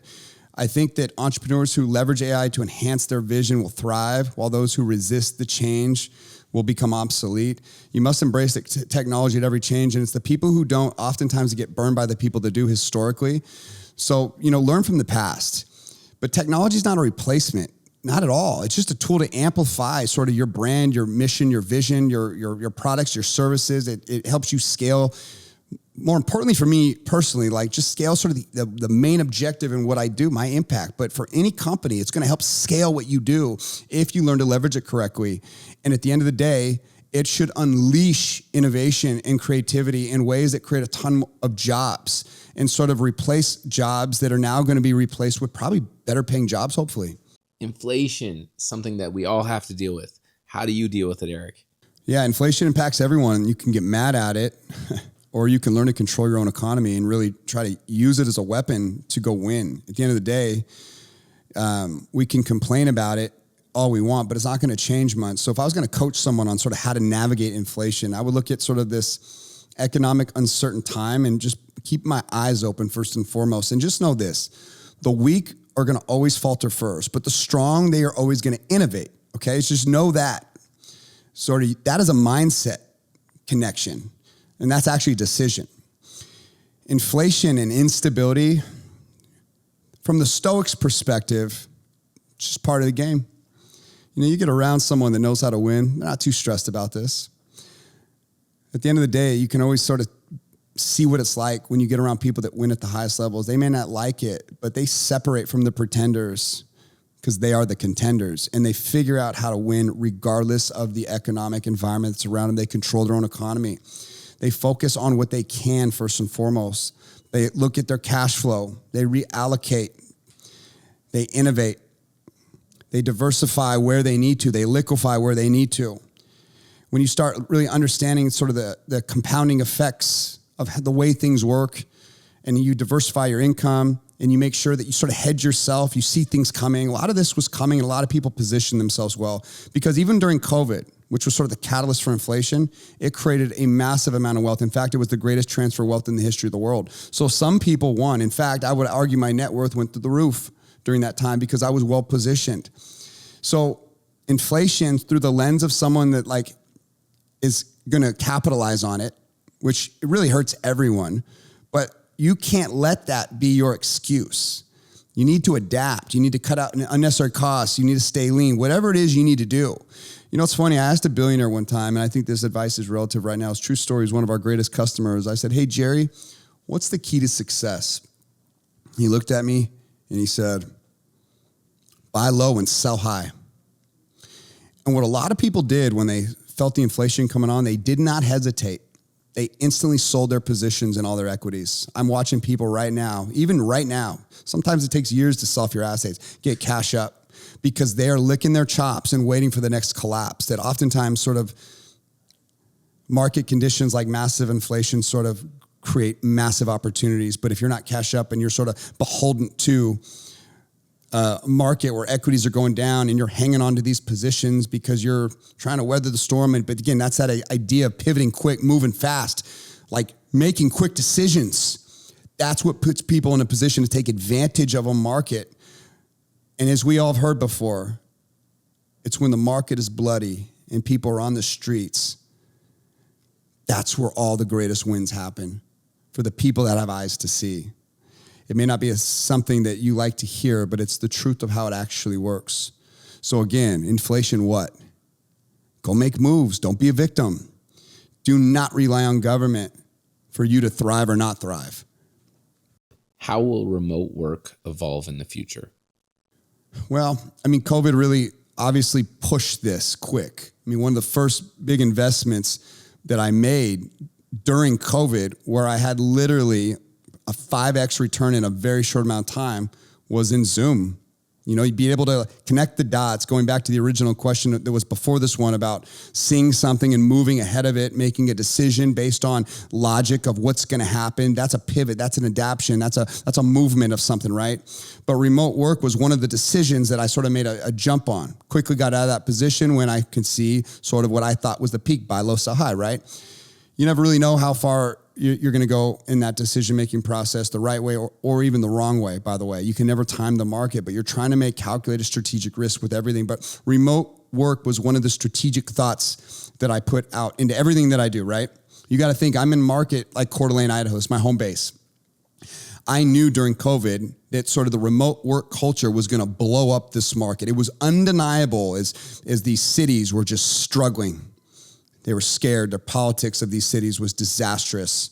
Remote work opened up a whole new possibilities for a place like Coeur d'Alene where the quality of living is amazing. There's no crime, amazing people. Of course, people were going to try to move their families to markets like this. And guess what?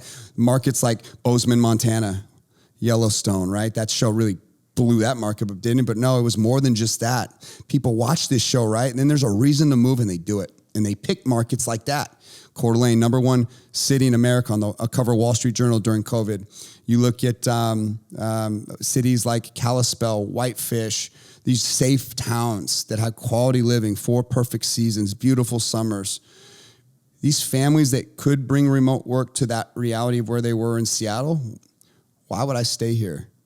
Look at the indoctrination that's happening. Look at everything that's happening to my children. Look how unsafe it is. Look at the supply chain. Cities are burning in those years. We have amnesia. We forget really quick what it was like, but we also forget how delicate the supply chain is. You want to put yourself in a position to win, then make sure your home base is in a place where if shit hits the fan, you can still control your own economy, even in that situation. Hard to do that in the middle of an urban jungle. You understand what I'm saying? So you got to understand that remote work, my connection to that simple question that you have, see how complex and deep I put into that thought?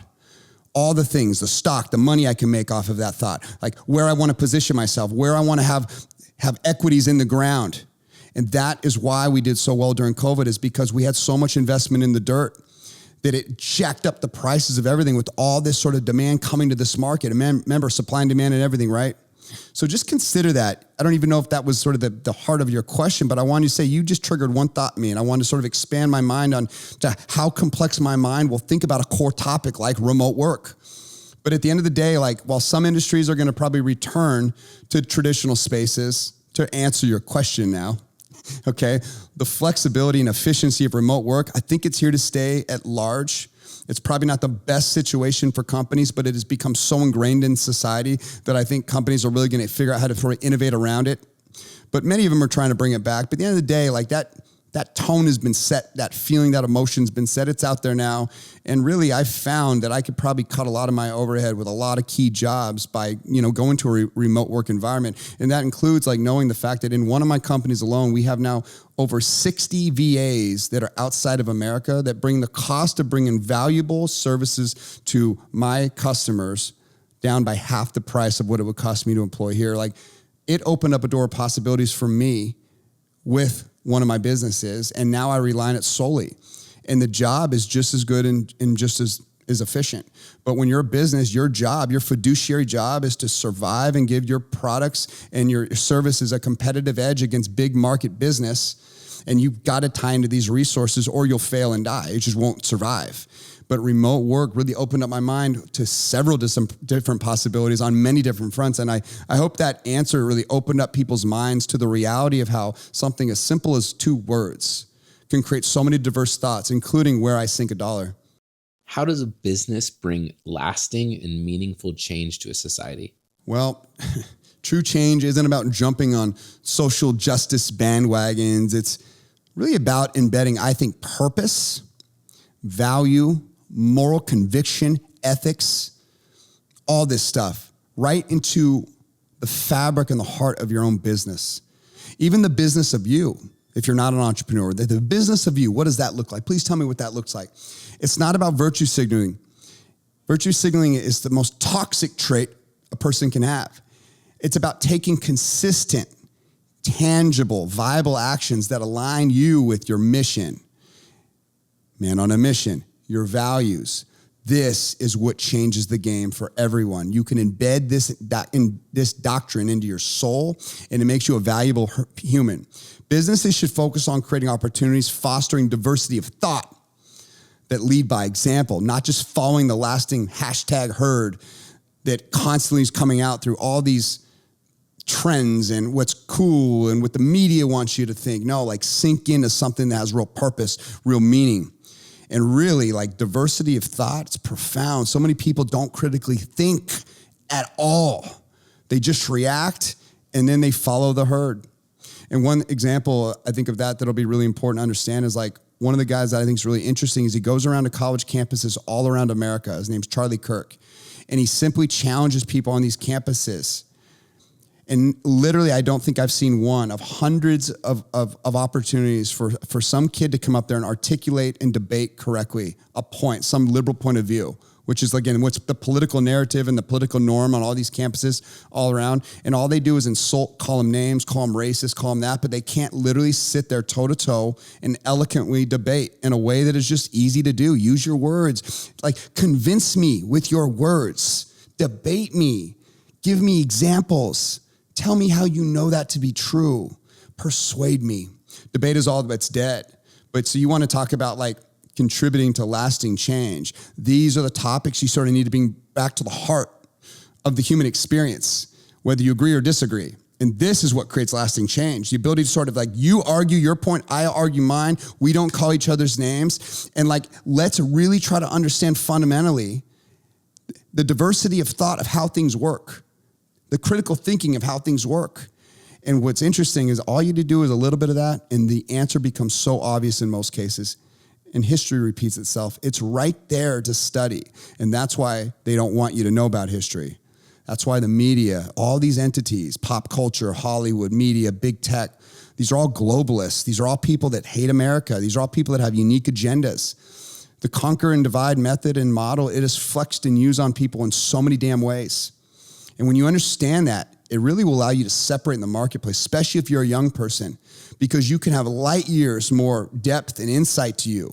And for the people that are the biggest opportunity hander-outers in the world, they will give anything to a young guy that represents kind of what I represent in the marketplace. And you can learn to leverage that in so many ways, and you will succeed in all kinds of ways. The trick is not letting yourself emotionally sort of stay connected to things that you can't control. Just go out and make an impact, find purpose, go thrive. And I think once you learn how to win in life and you can be successful, you can be sort of a beacon for hope, a beacon for lasting change, a beacon for purpose and mission. But first, you got to learn how to not be paycheck to paycheck. How do we navigate and reduce political polarization? Political polarization, yeah, that is felt, isn't it? It is everywhere. You don't align with what society and mainstream thinks, that ain't good. Listen, neutrality, I will say this about neutrality, though. Let me speak to the people that are neutral, okay? The quiet people that don't stand up. You know, there's a quote I always think about when I think of neutrality. It's what good men do nothing, that evil triumphs. Neutrality in today's climate, it's not about silence. It's about standing firm on your core values. So let's redefine what neutrality should mean. What are your core values? Your brand should reflect those principles. It should be felt into the marketplace. And that is way beyond politics.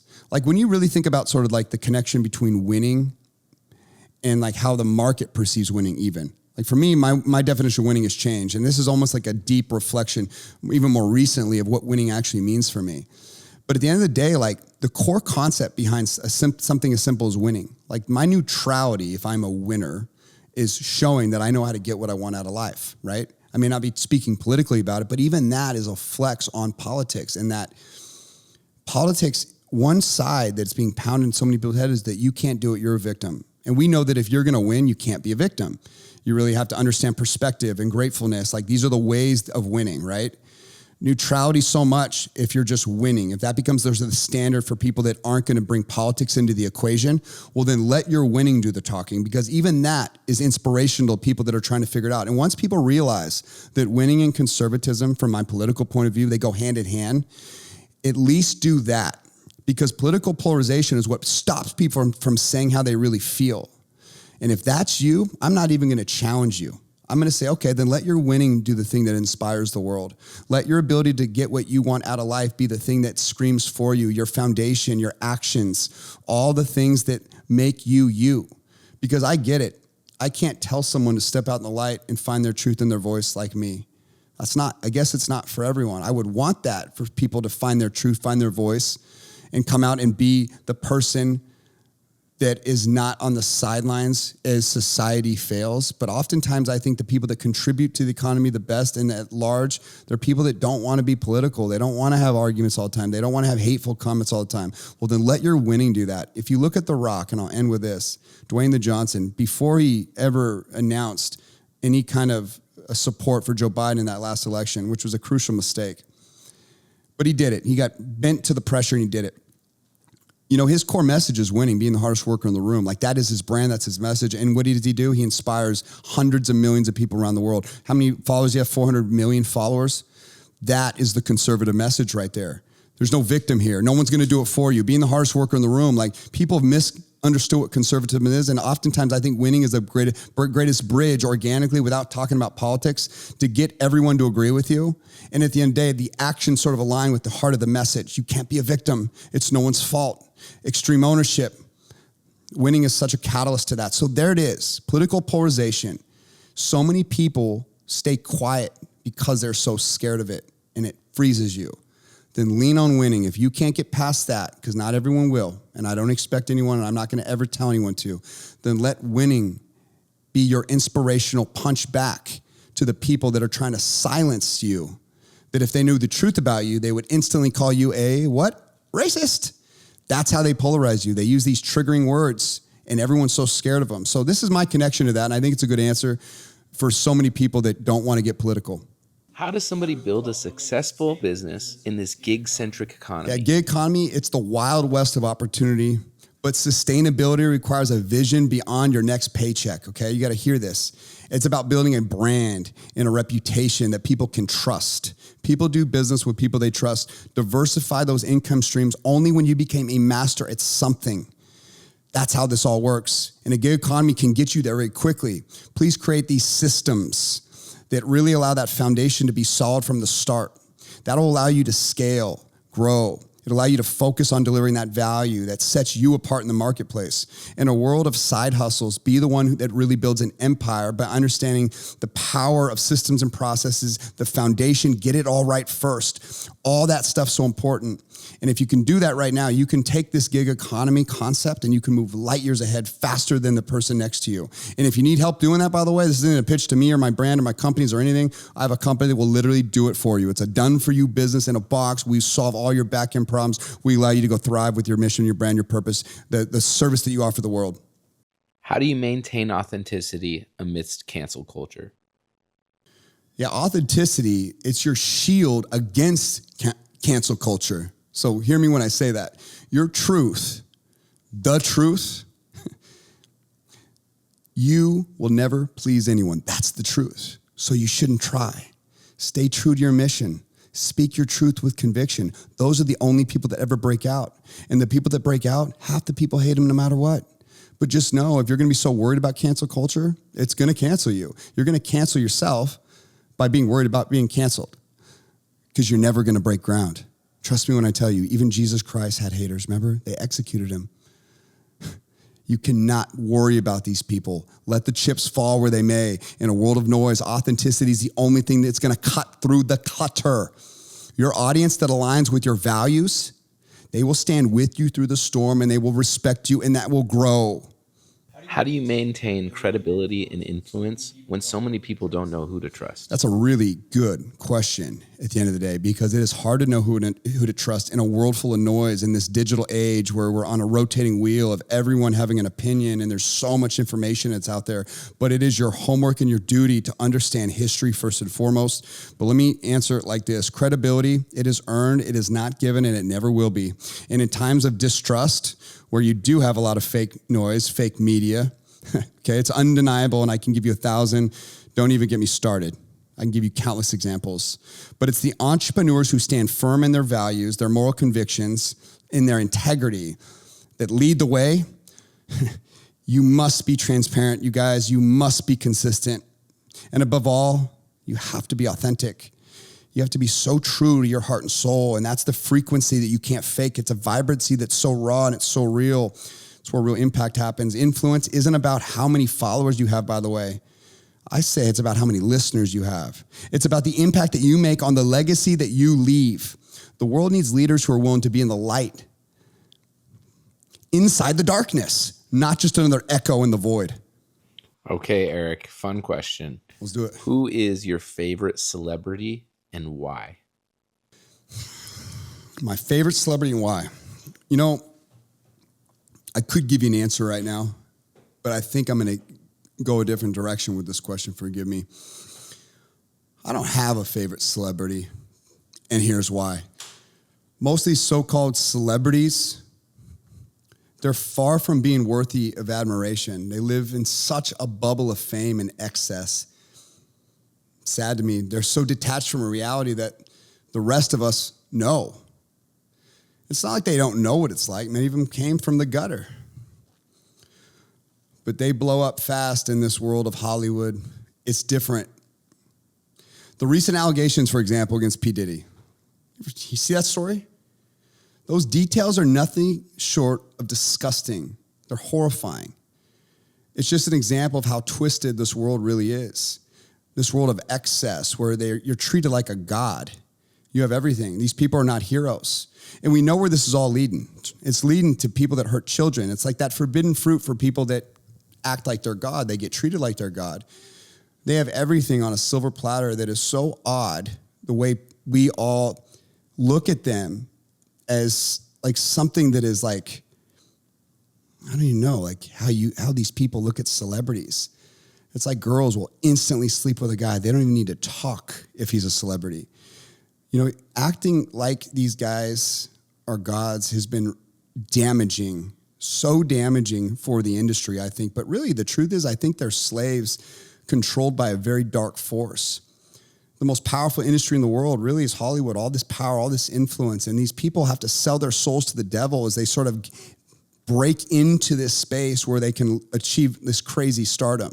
Countless examples of that, by the way.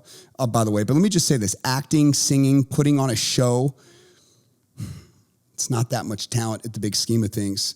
Like, oh, you say 3 words in a song, Drake. Big deal. Like, what is that? Meanwhile, these people, they walk around like they're the center of the universe. It's a joke to me. I'll be honest with you. These children look up to these people like they are absolute heroes. They have all that attention, all that audience.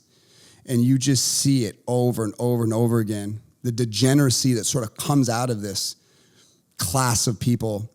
The people that we deserve to really admire and put on a pedestal, in my opinion, the real heroes, those are going to go to the everyday jobs, the people that keep this country and this society running, the thankless jobs. Those are the unsung heroes. The garbage men who make sure the streets are clean, the ones that are clean and free of disease, the construction workers who build cities, they build roads, they build bridges.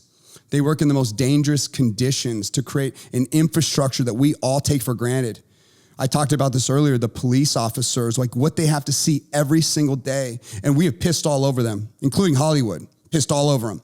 The firefighters who run towards a fire when we all run that way. Do you know the tragedies they have to see on a day-to-day basis? It's sad to me.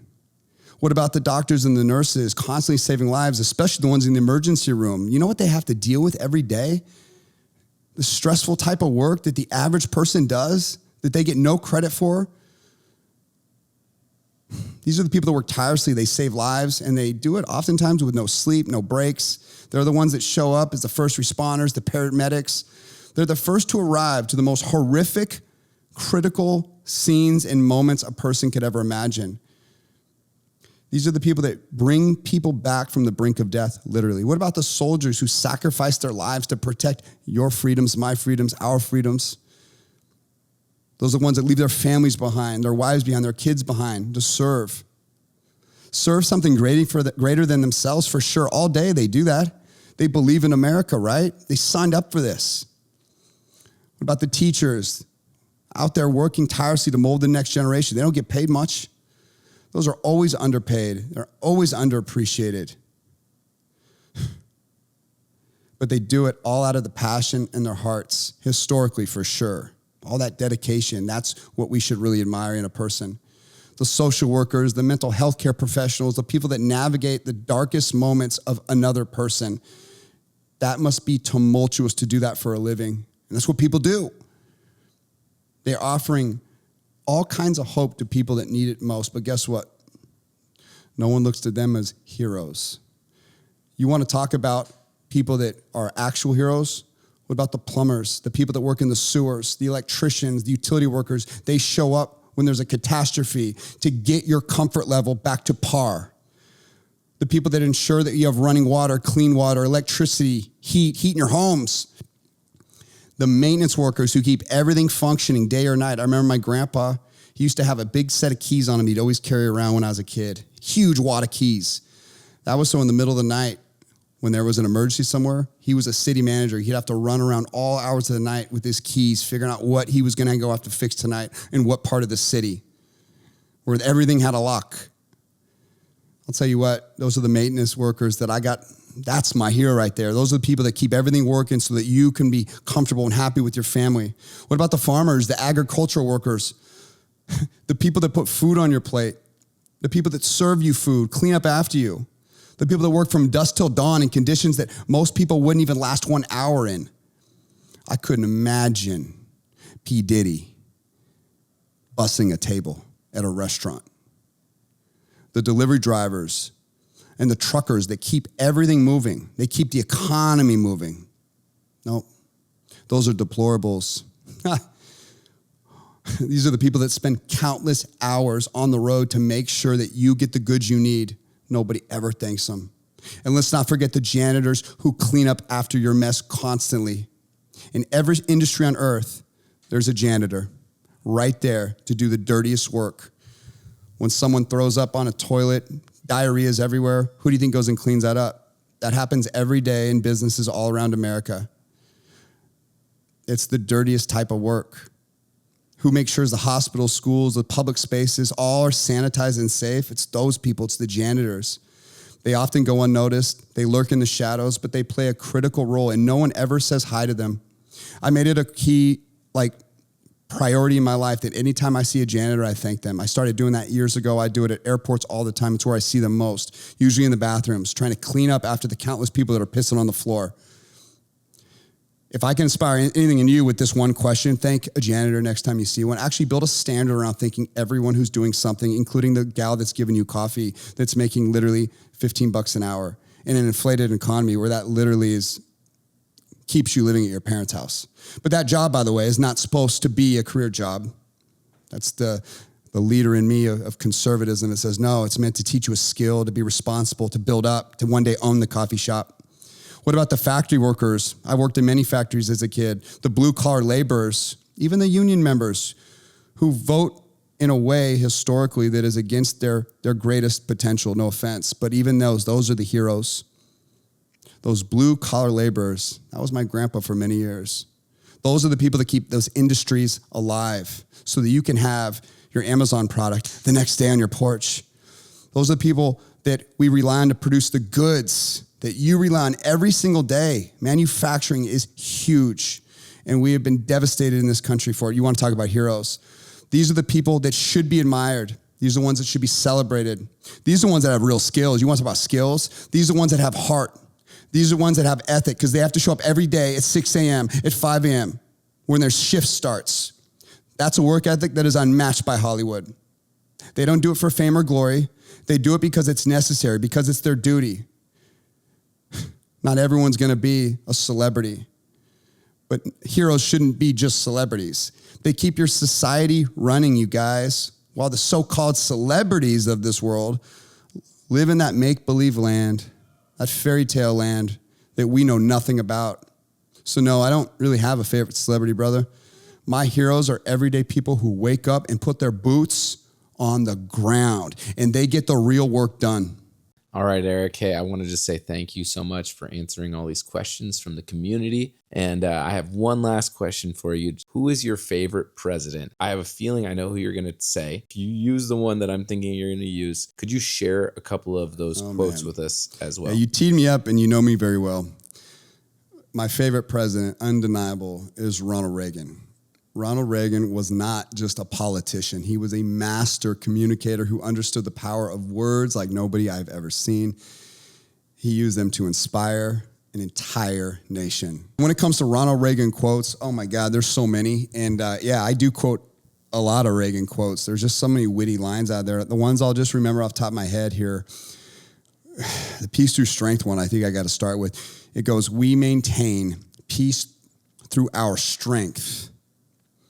Weakness only invites aggression. I think that was the exact quote. We maintain the peace through our strength.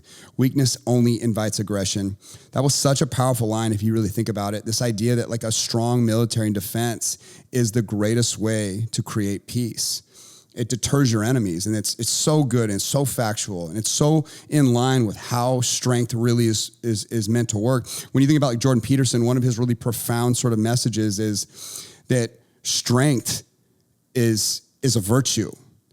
You know, they'll call that in today's society, mainstream, that toxic masculinity, but it's not. They're using masculinity as a weapon to sort of change society for a lot of different reasons. That's debatable, but at the end of the day, that's the truth. And really the virtue is in not being dangerous. The virtue is in being dangerous and knowing how and when to use it.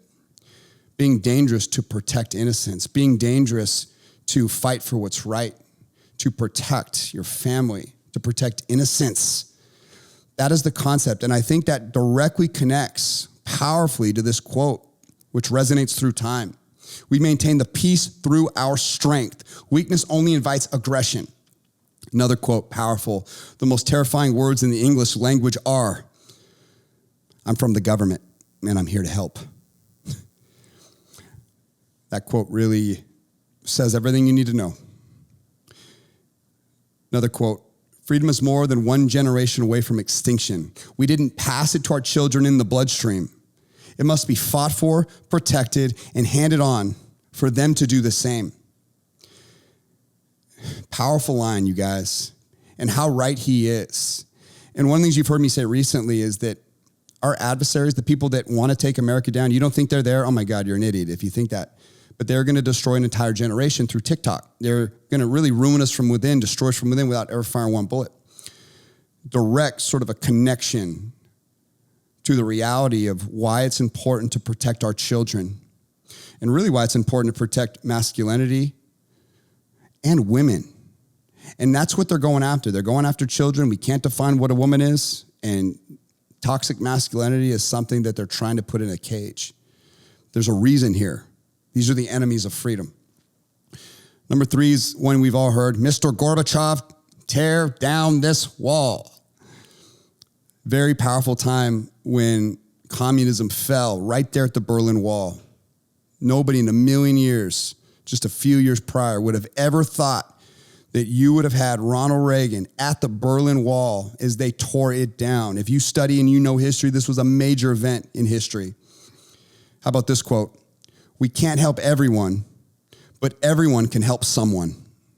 That is one of my favorite lines in the world. What an inspiring line. And only Reagan can come up with such a simple one-sentence line that has so much power and impact. We can't help everyone, but everyone can help someone. I can't tell you how profound some of these quotes are really if you think about the time period they came from, the circumstances that were there, and the type of person that was saying these. If only politicians today spoke like this. Here's another one. Government's first duty is to protect the people, not run their lives. Reagan's whole philosophy was that government's role was to provide security and protect individual liberties, not to interfere with everyday lives of citizens. This really emphasizes that commitment to personal freedom, which he's so famous for. Next question is going to be here, and we're almost done, bro. Okay. Another one that was really good. Am I okay to keep going here?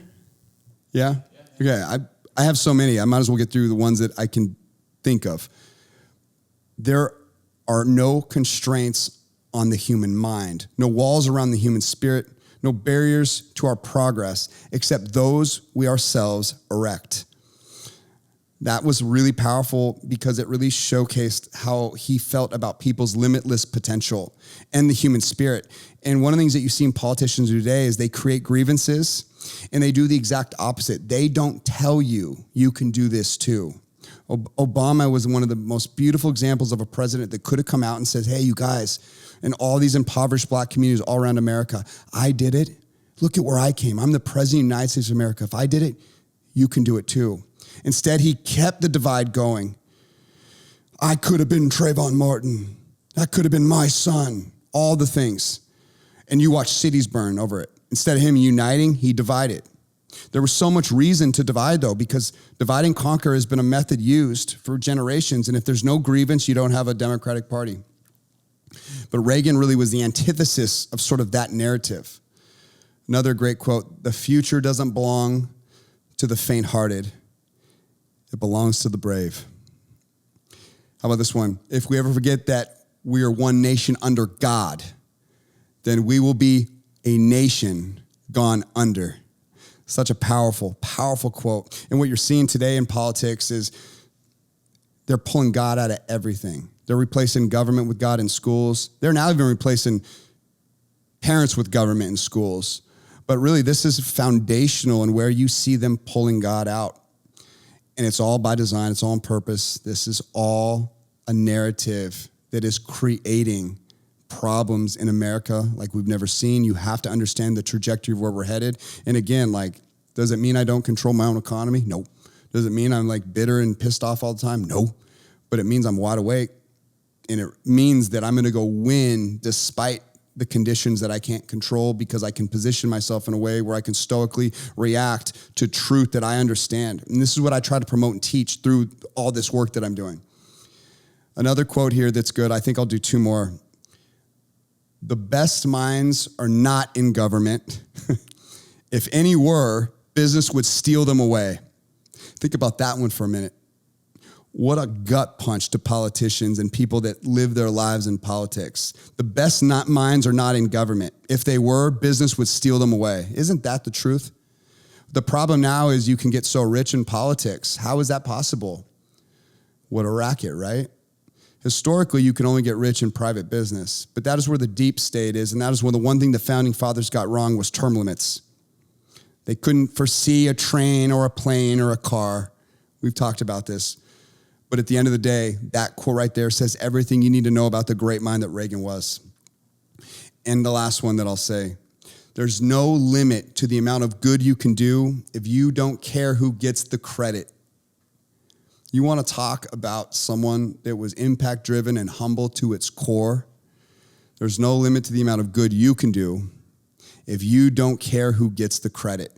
We're in a society today where everyone wants the credit. It's got to be on camera. Validation, proof, I admire sort of that old school, old soul sort of humble sort of notion. Impact should be the goal, not to get credit for the impact. Anyway, man, I hope you enjoyed all those as much as I loved learning about Reagan, studying Reagan. I've done speeches on Reagan. I've written about Reagan. He's a great man. And now there's a movie out about Reagan. I suggest you guys all go watch it to really get to know the man that he was. Hey, what's up, you guys? I hope you liked that show. I've never done that before, where I got to sort of open up my mind to something really unique like Q&A of politics. So that was a lot of fun. I hope to do this in the future. If you have any questions for future episodes, please put them in the comments here. It's rare where you really get to sort of see the depths of how much I think about topics, including politics. When I was a little kid, I used to take everything apart when I'd get it. because I was so curious to think, how does this work? I'm still that way, and that really showcases, I think, in these types of episodes where I can go deep into topics that I put so many hours and energy into, because this stuff is really important. So if you like this show, if you thought it had any value, please share it. This show does not work if you don't work for us. Please help move this along, comment, like, subscribe, all that. And more importantly, if you think this will help someone, send these messages to people that you care about. Send this show off. We really appreciate it. Very grateful for you. One other thing I want to offer you, which we've never done before, and this will go fast. We're going to be very cautious of how many people we take on, and I will only promote a product or a person or a brand or company if my heart connects with them in a way that is profound. I only have so much bandwidth, and I don't want to saturate it, but we've been offered countless opportunities to have sponsorship connections to people, and I've said no all this time. Almost 2 years of saying no. Not one time have I ever pitched a product, a brand, anything. This has been all self-funded, all me. It's undeniable where we're headed, and this show is at a unique place. So we are considering bringing on sponsorships. We're going to be very cautious of who we bring on. I want to make sure it's in a real alignment and that I'm an actual fan of what you do, because once I get behind you, I'm a Brahma bull. I'm a force to be reckoned with. I'm going to make sure that we drive you insane ROI. We're just going to be very cautious of who we bring on, because we want to make sure it's an alignment, a beautiful alignment that packs a really powerful punch in the world. So if you do have interest in sponsoring this show, we have different options. We'd love to share them with you. Please comment sponsor here, and we will get in touch with you, and we'll open this up for you as well. Thank you guys so much. We'll see you next week. I'm a man on a mission.